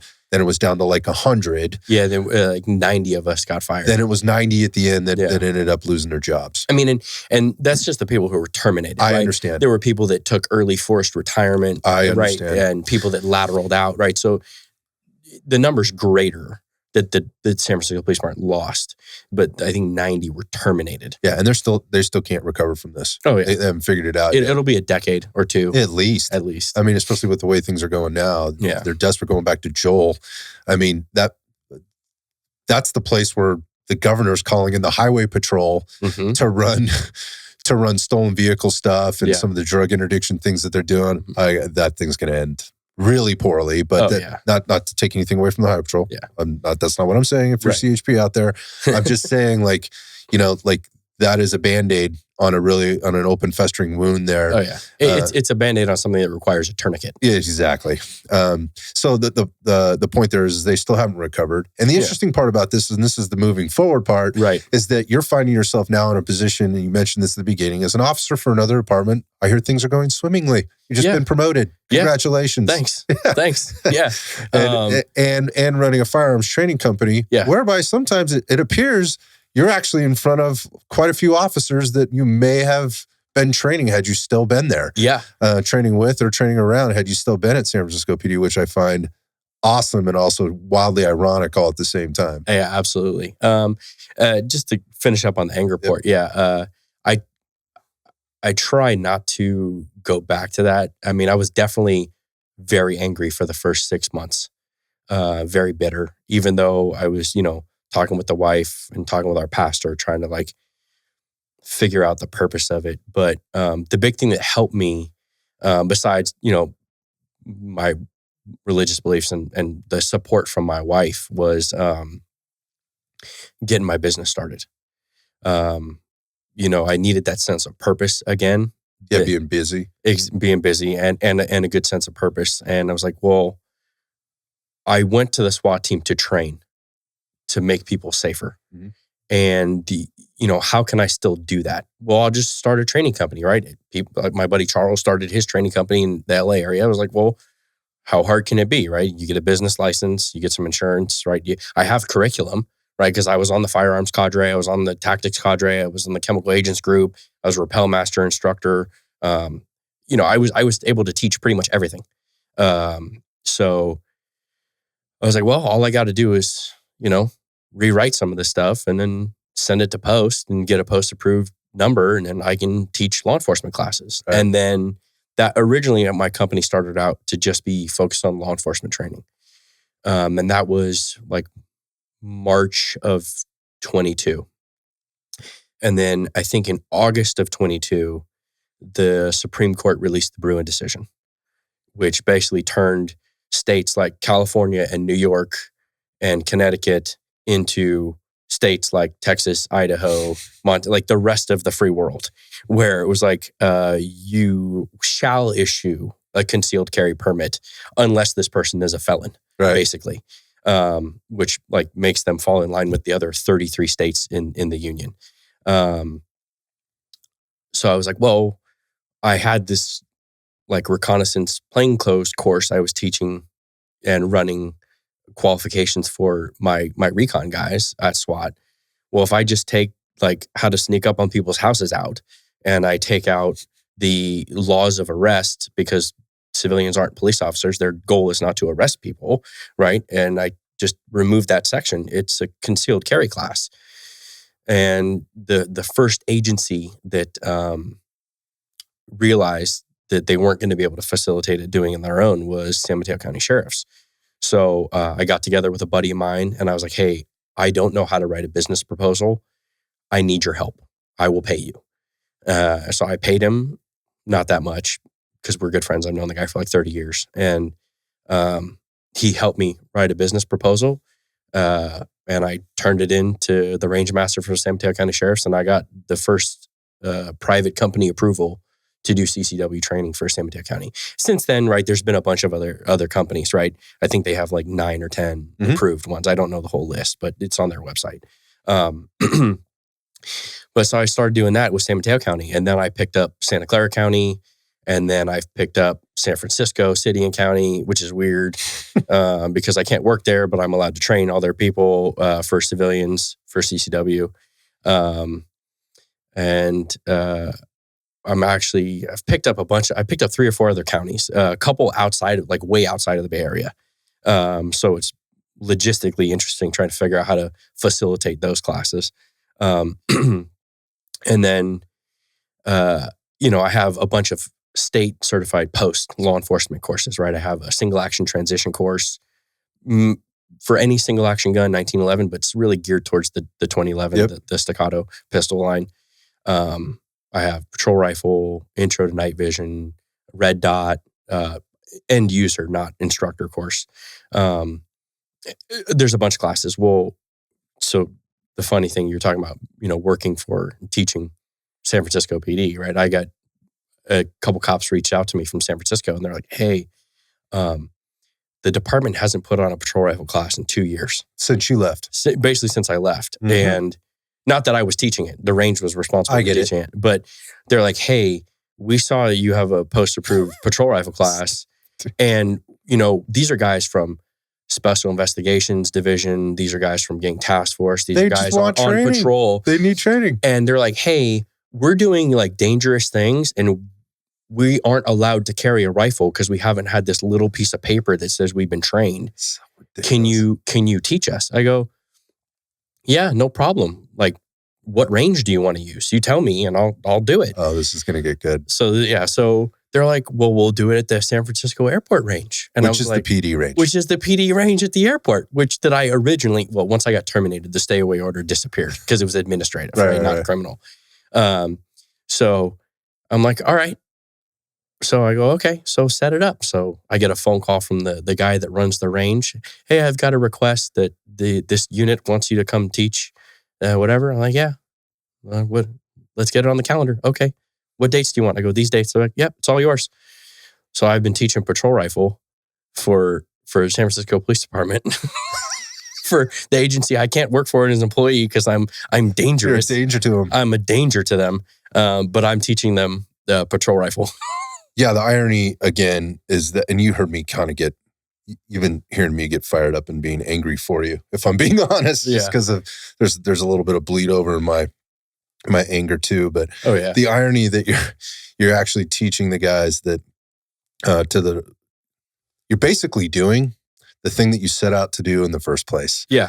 And the fact that you're able to continue to help the department that you had so much history with, and the family had history with.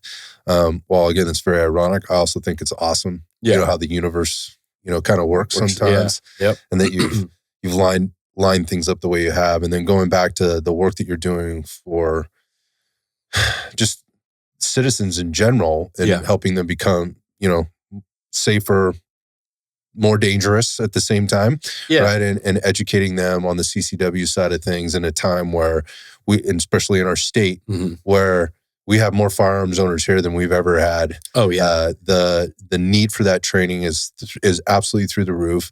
The accessibility for people to go out and train is much less than most places in the United States when we talk about, being here behind the wall and how less free things are here. And particularly here, and I'm just kind of boiling this down as we're taking the rings in from the circle into where we specifically are in the Bay Area. There's so much limitation for citizens to get good training, or to get training period, and then get good training. And it's even gotten more limited even for police departments or for law enforcement, just in general, to train with good instructors, because people are tightening the purse strings on the training budgets, but they're also tightening down restriction or regulation on the few places that you can actually go apply the training. Those being the ranges. And you've kind of seen this whole evolution happen just in the last couple of years with this going on. So while business is growing, it's not getting any easier out there. No, it's gotten a little bit tougher, but luckily I was able to find a range in I guess technically it's in Santa Clara County, out on the coast, that, incidentally enough, you talk about small world, right? 6 or 7 degrees of separation. Well, this was even less, right? So my wife's best friend growing up married this guy who ended up being a firefighter in San Francisco. Well, his dad is one of the board members at this range. And so he reached out to me and was like, hey, have you ever thought about using our range? And I was like, wow, actually, I completely forgot that range even existed, because I hadn't been there in 15, 20 years. And he goes, hey, come on out, meet. So I went out there, met with them, and like, hey, you can use our range. And I was like, cool, I only need 4 hours. So my business model is very unique for the CCW aspect of it. Most places do all in person. So as of January 1st this year, the state legislature passed law that to get your CCW in California, you, as a new applicant, you shall attend 16 hours of training. Right. So for most people that are doing all in-person classes, that's an entire weekend that you're losing with your family or your business, or, insert reason here. When I was in the very beginning stages of this thing, I was bouncing my ideas off a couple of business people that I've been friends with over the years. And they were like, why are you doing it all in person? I go, what do you mean? They're like, well, half of this is lecture. Right. And now at the 16-hour level, 3/4 of it is lecture. Why don't you just film it, break it up into modules, and have people watch it at home? And then they only have to come in for the range portion. It is the 21st century, man. Right? And work smarter, not harder.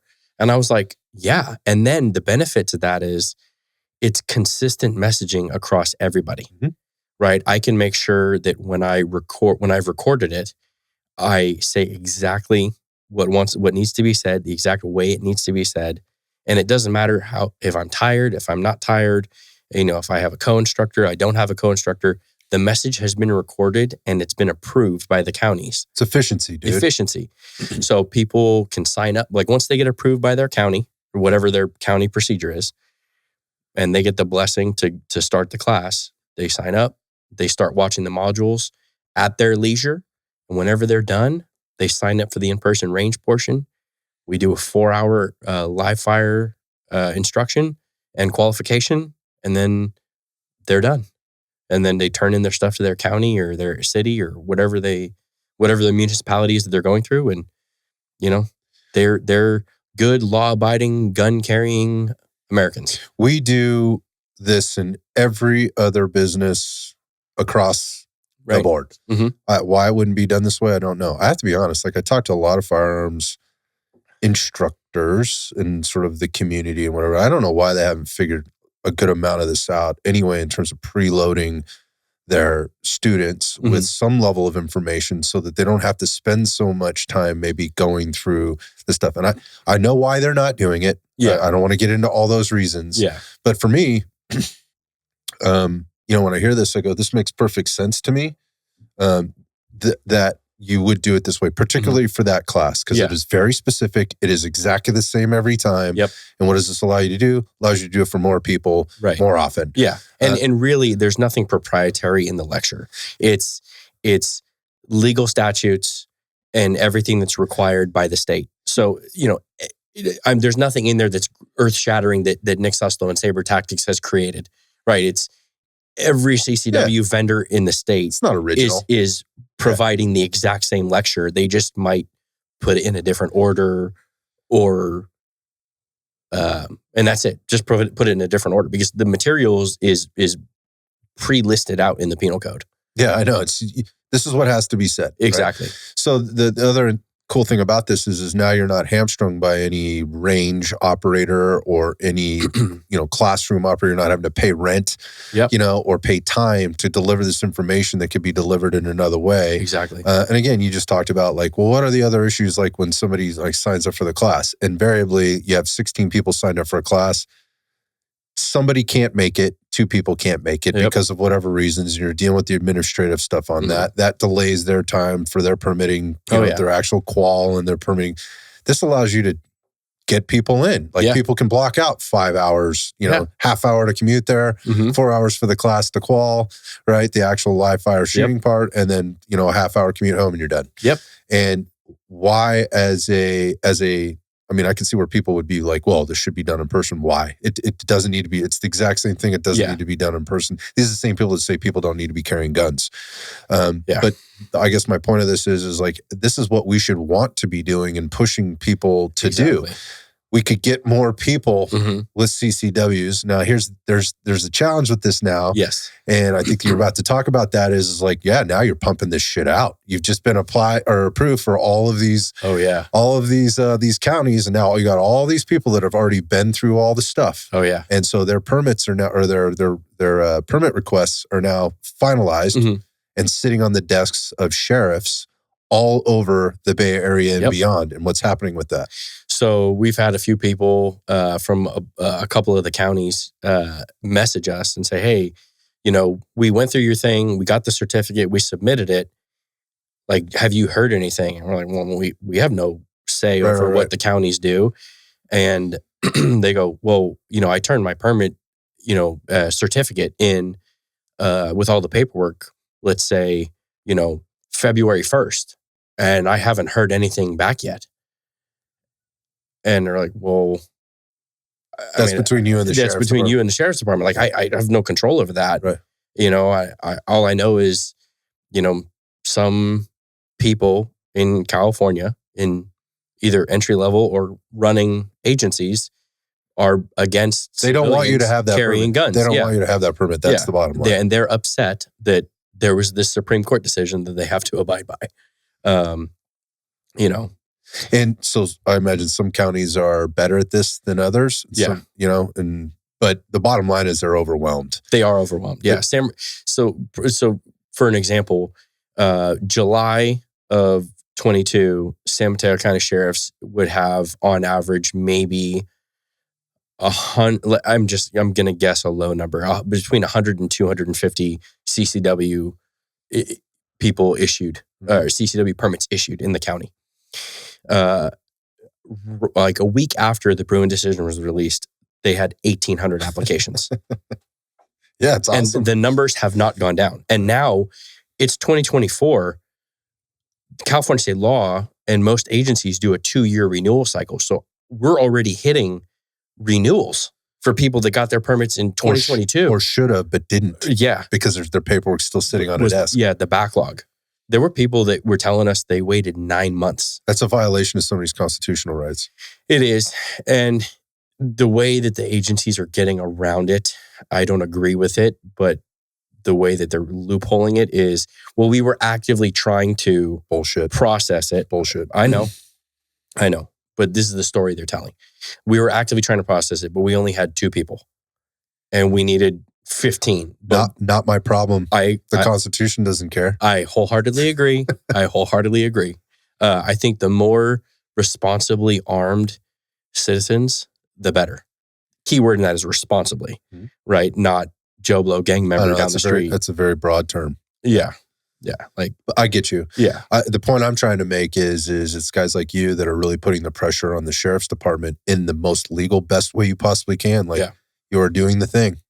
Your job now on the other end is the sheriff. You need to fulfill your end of the obligation. Mm-hmm. If you don't have enough staff, not my problem as a citizen.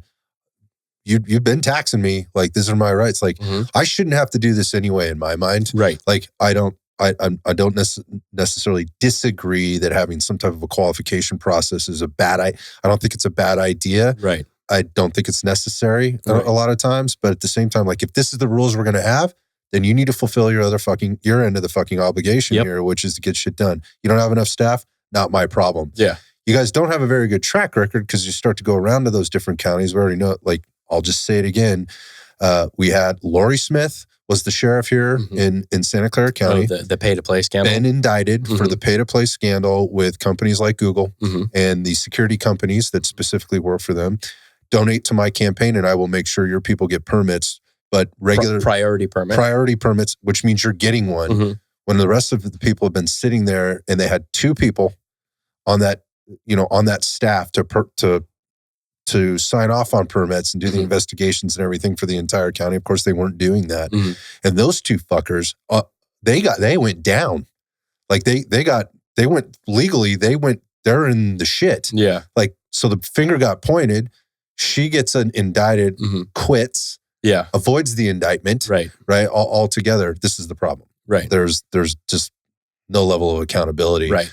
Get off my soapbox, but that's just what's happening here in the Bay Area with that stuff. So now since then, with the new sheriff in Santa Clara County, I will say that they have significantly streamlined. This is the old one. Yeah, they've significantly streamlined the process, and I haven't heard of any problems with Santa Clara County. It's just taking a long time. It is just taking a long time. It's just taking forever. But to your point, it's one of the larger counties here. It is, right. There's a lot of permits sitting there, but I do know people that have been waiting for a long time, over a year, to get their stuff approved, and it's finally getting approved. Now, Santa Clara is one of the few counties that has also told their local municipalities, like the smaller police agencies in the county, if you have people in your jurisdiction, you can approve as the chief level.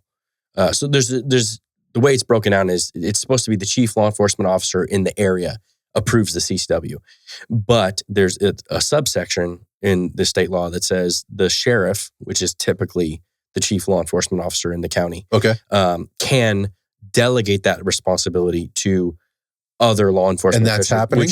So Santa Clara... I didn't realize that. Yeah, so for about a year now, Santa Clara County has said, you can apply with us if you're an unincorporated. If you're incorporated, we want you to go to your local PD first. And if there's a problem there, then you can come to us. Oh, I had no idea. So what advice would you give to the person that's out there applying right now with regard to that? So I would say check with your local municipality first. Most agencies have some sort of contact person, public contact person. Reach out to that, or whatever agency you're in Santa Clara County. If you're in the unincorporated Santa Clara County, just go straight to the SO, the sheriff's office. But otherwise, if you're in an incorporated city like Sunnyvale, city of Santa Clara, you're out in Alum Rock or something like that. Alum Rock, Mountain View.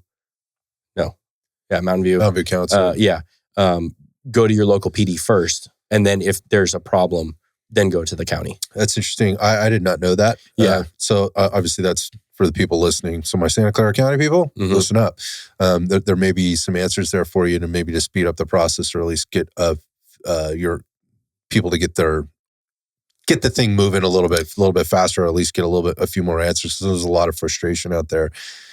But the point I want to make here is like, it sounds ridiculous. People listen to this all over the country and be like, that is wild. Yeah. Like, that is not fucking America. Yeah. And, to some extent, I would agree. It is very unfree in a lot of ways. Like, there's too many rings and hoops. It is very oppressive in a lot of ways. It's oppressive if it's not being done properly. Right. Now, again, you would say, no, the Second Amendment is the Second Amendment. It says what it says. I don't disagree with you at all. Yeah. But if you choose to live here and you choose to play the game, which is to apply for a permit and carry that permit and also carry a firearm. Yeah. I mean, within the rules that the California state is setting. Again, if you decide that's the way you want to play that game. Yeah.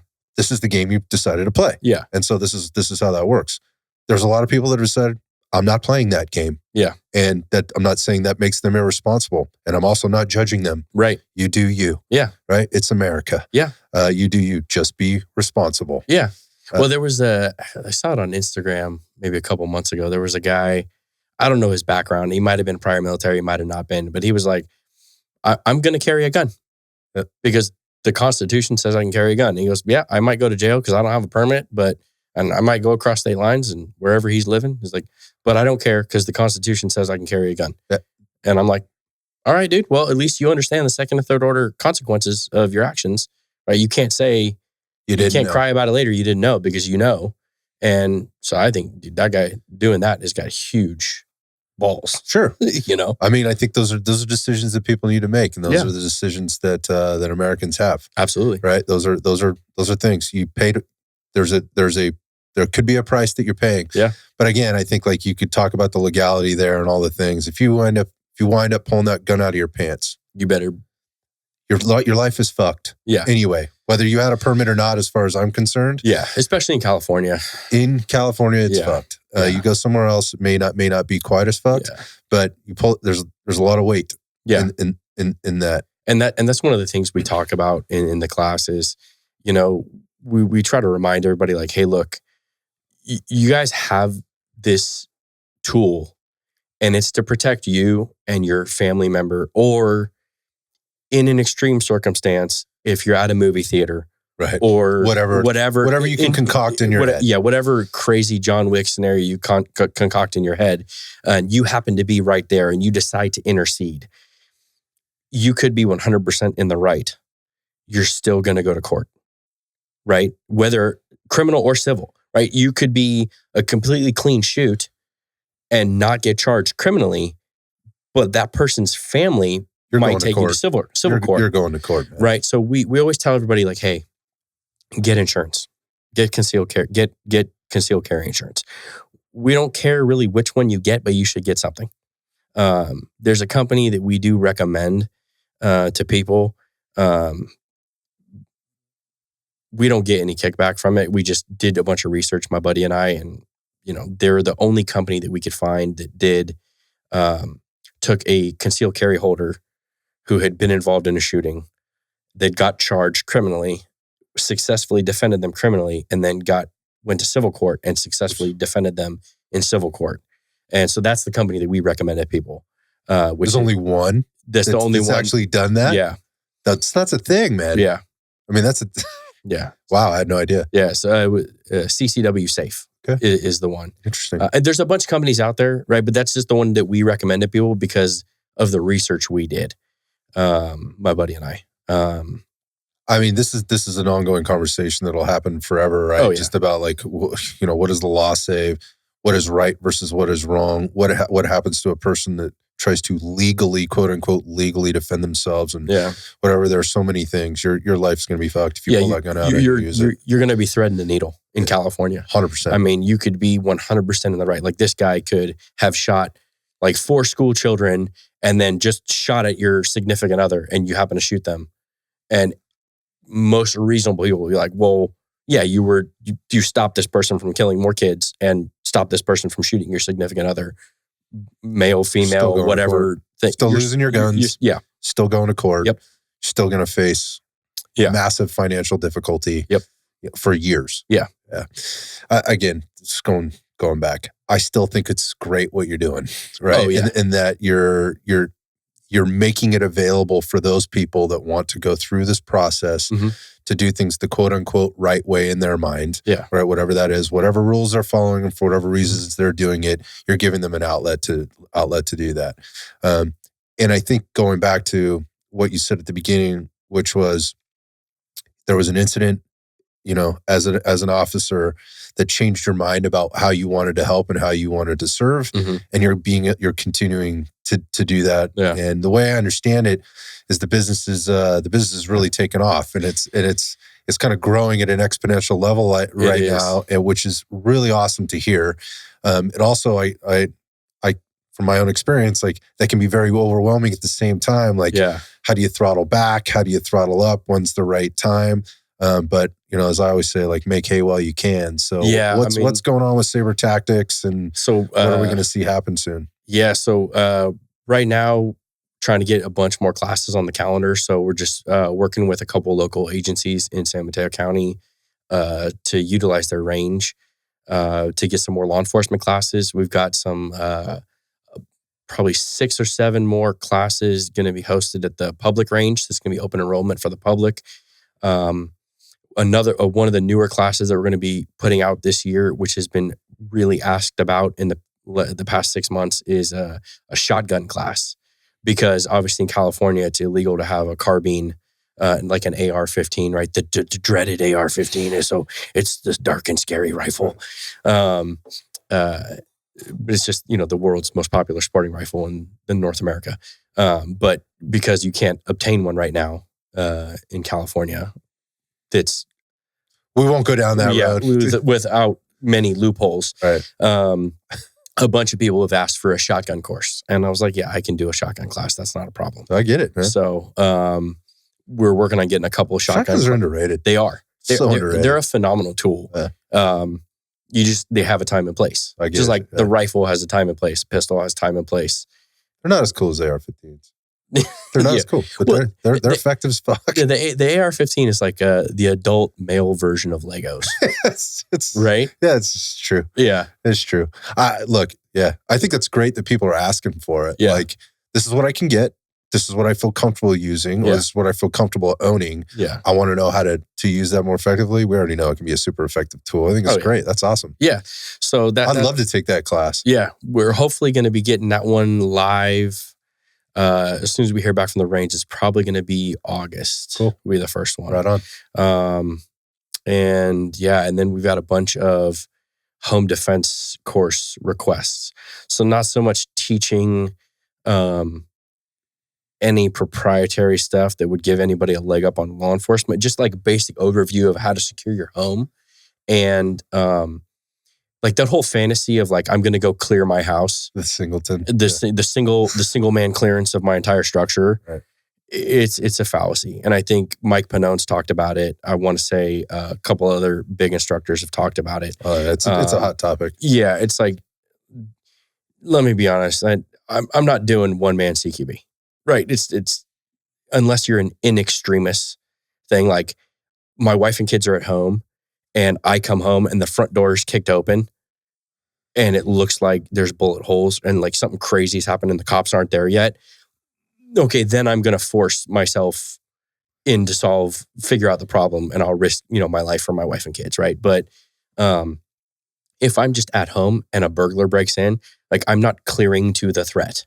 That's ridiculous, right? Because it's a property crime. Let's be realistic in California. Burglary is a property crime. You're going to piss people off. You're really going to get people fired up. Because, Good. Let them take shots. I don't it is, right? It's America. I have my beliefs. Again, we concoct a lot of things in our head. Like, it's you heard a burglar break in, you know exactly where he's at. Yeah, it's your home. Just barricade yourself.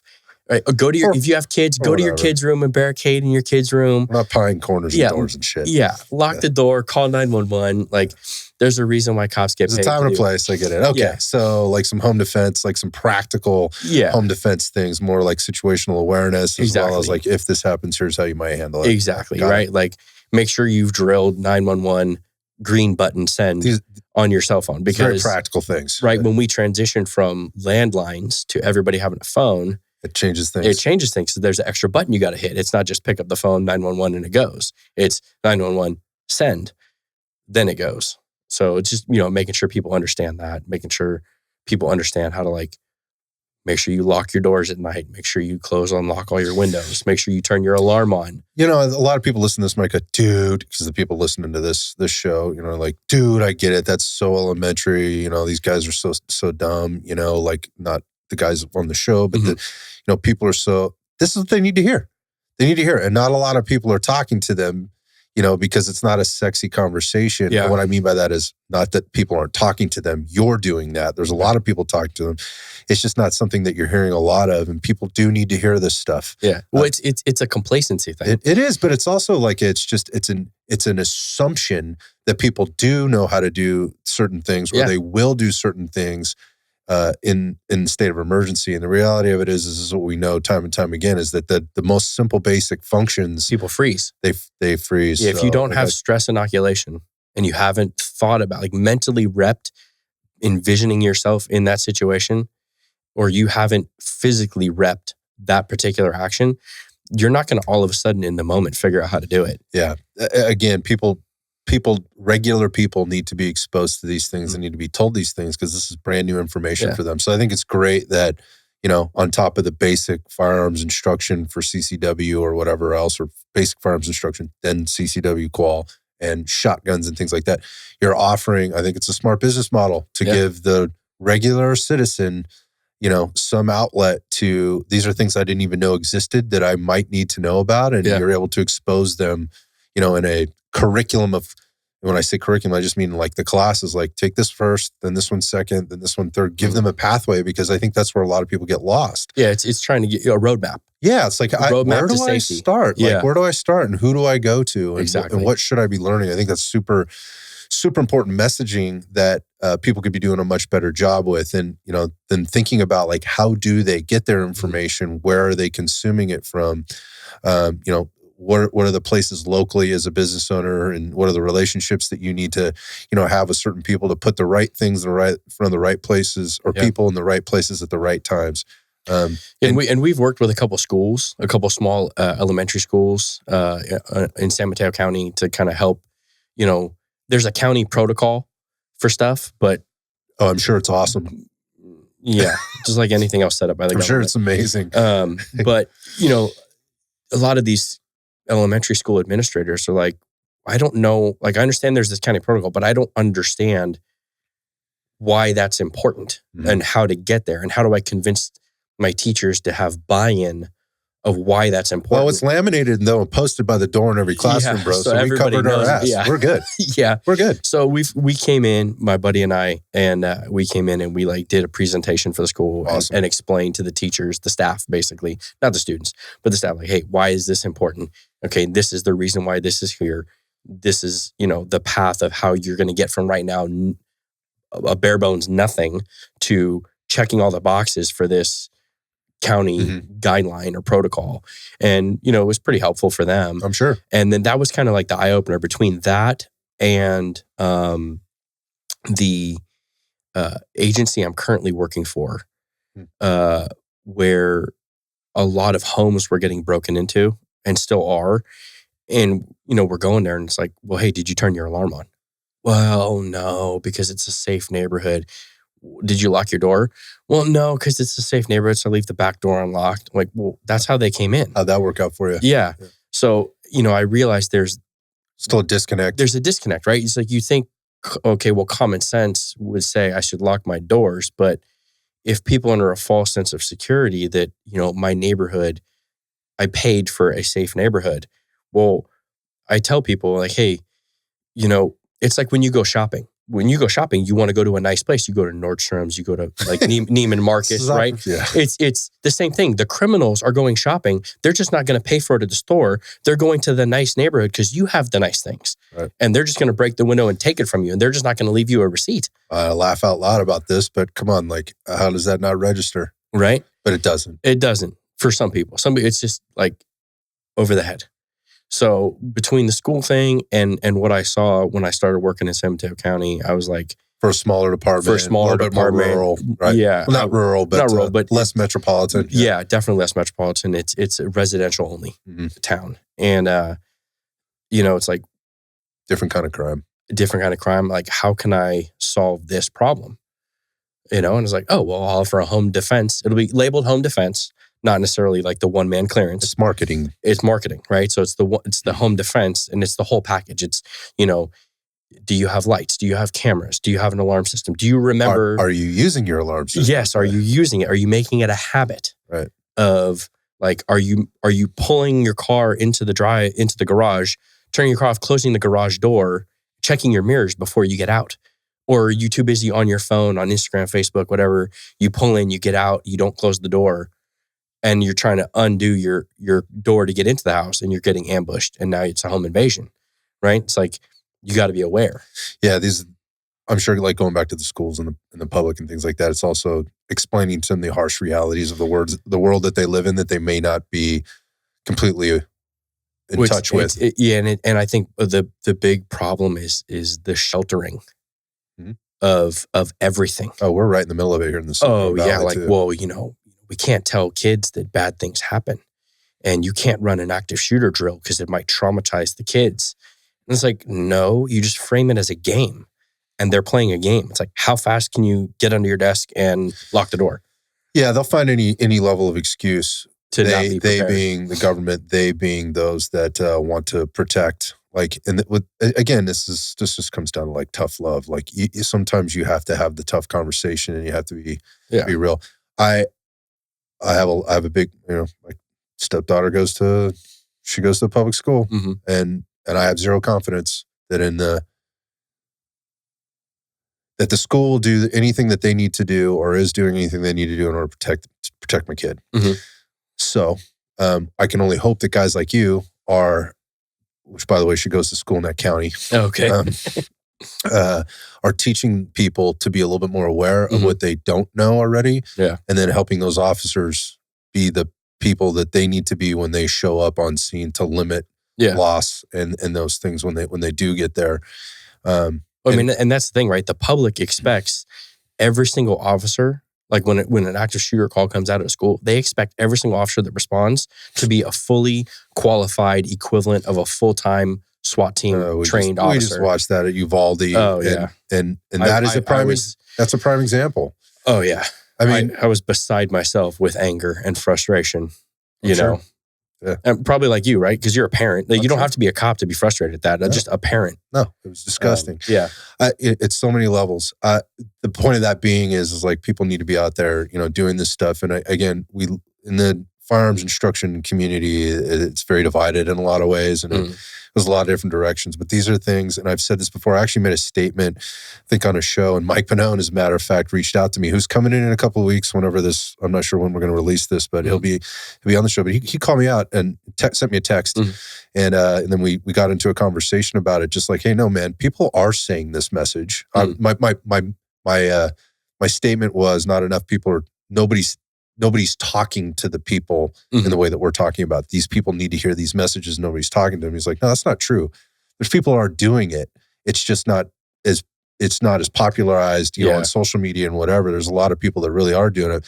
Unfortunately, there's a lot of other noise that's also getting in the way. There's a lot of white noise. And I said, you know what, Mike, you're totally right about that. I walked back on that statement to say, and I should be saying that they could be doing it maybe in a different way, and that there's probably a different medium for which they can be telling the story, but it really needs to happen at a local level, like what you're doing. And dude, I mean, it makes perfect sense. I'm looking at it like, you're working in a community that clearly needs help. Why not also be the guy that helps them? Yeah. Right. So having I look at that as like you're providing a community service, by the way, in an area that can certainly afford it. If I'm being honest, right? The services that you provide while also protecting that community. So you're coming in as an authority already, right? And a guy that's probably going to be the guy that shows up when they do hit send after punching in 911, right? On a lot of occasions, that makes perfect sense to me. I think there's opportunity for other people to be doing that too. Yeah, and by no means am I saying like I'm the one guy, the be all end all know all of all the emergency response. I have a little bit of knowledge from a little bit of experience. And I'm just trying to pass that on, right? Because there's plenty of dudes that probably know way more than I do. Well, that brings us all the way back to the beginning again, man. And I think that is that you're just trying to help people be better, be more prepared for whatever the situation is that gets thrown at them. And so whether that's civilians, law enforcement officers or anybody in between. I'd heard good things. I've been seeing good things, and we had a couple of phone chats, which I was really encouraged by. I'm stoked that we finally got the opportunity to come in and do this.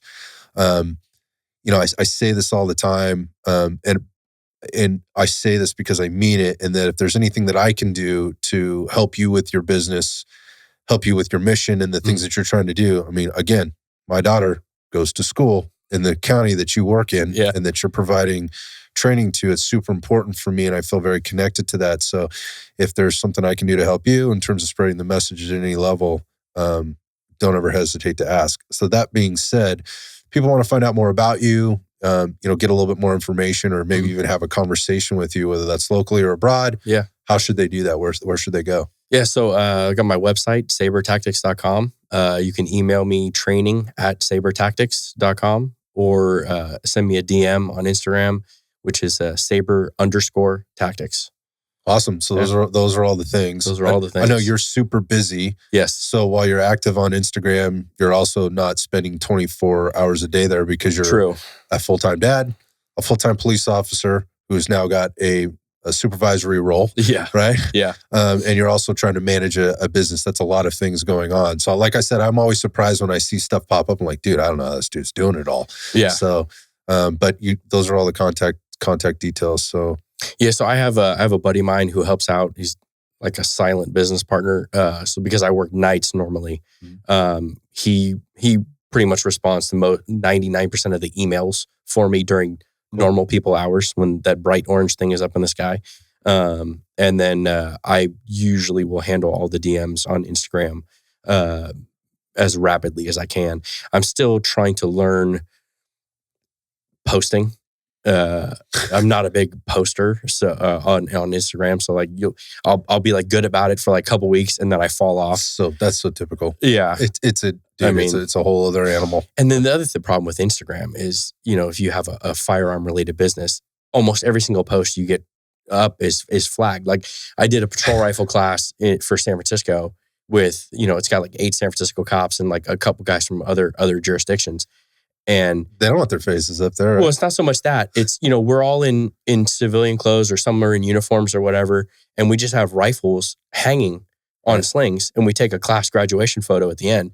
And I post the photo. You get a warning. And it got, this photo is against the community guidelines. And I'm like, for what? Yeah. So I tell you, there's a lot of good things that happen with or can be done with Instagram, but there's way more problems with Instagram. So you said like the other, the problem. There's a lot of problems with it, but obviously if you're trying to promote your business, that you're doing on that platform, you're going to be restricted, and that is the reality. So having those contacts, having that email, having that direct line of communication is so super important here. So again, check out, if you're in the Bay Area for, specifically check out Saber Tactics and Nick Suslow and the things that he's doing, man. Thanks again for your time, taking time out from, you're on your day off when you probably should be in bed or doing some honey-do list or something like that, getting the oil changed in the truck or something like that, man. And maybe we can do this again sometime and talk about some other stuff. I appreciate you. Yeah, for sure. Thanks. Appreciate it.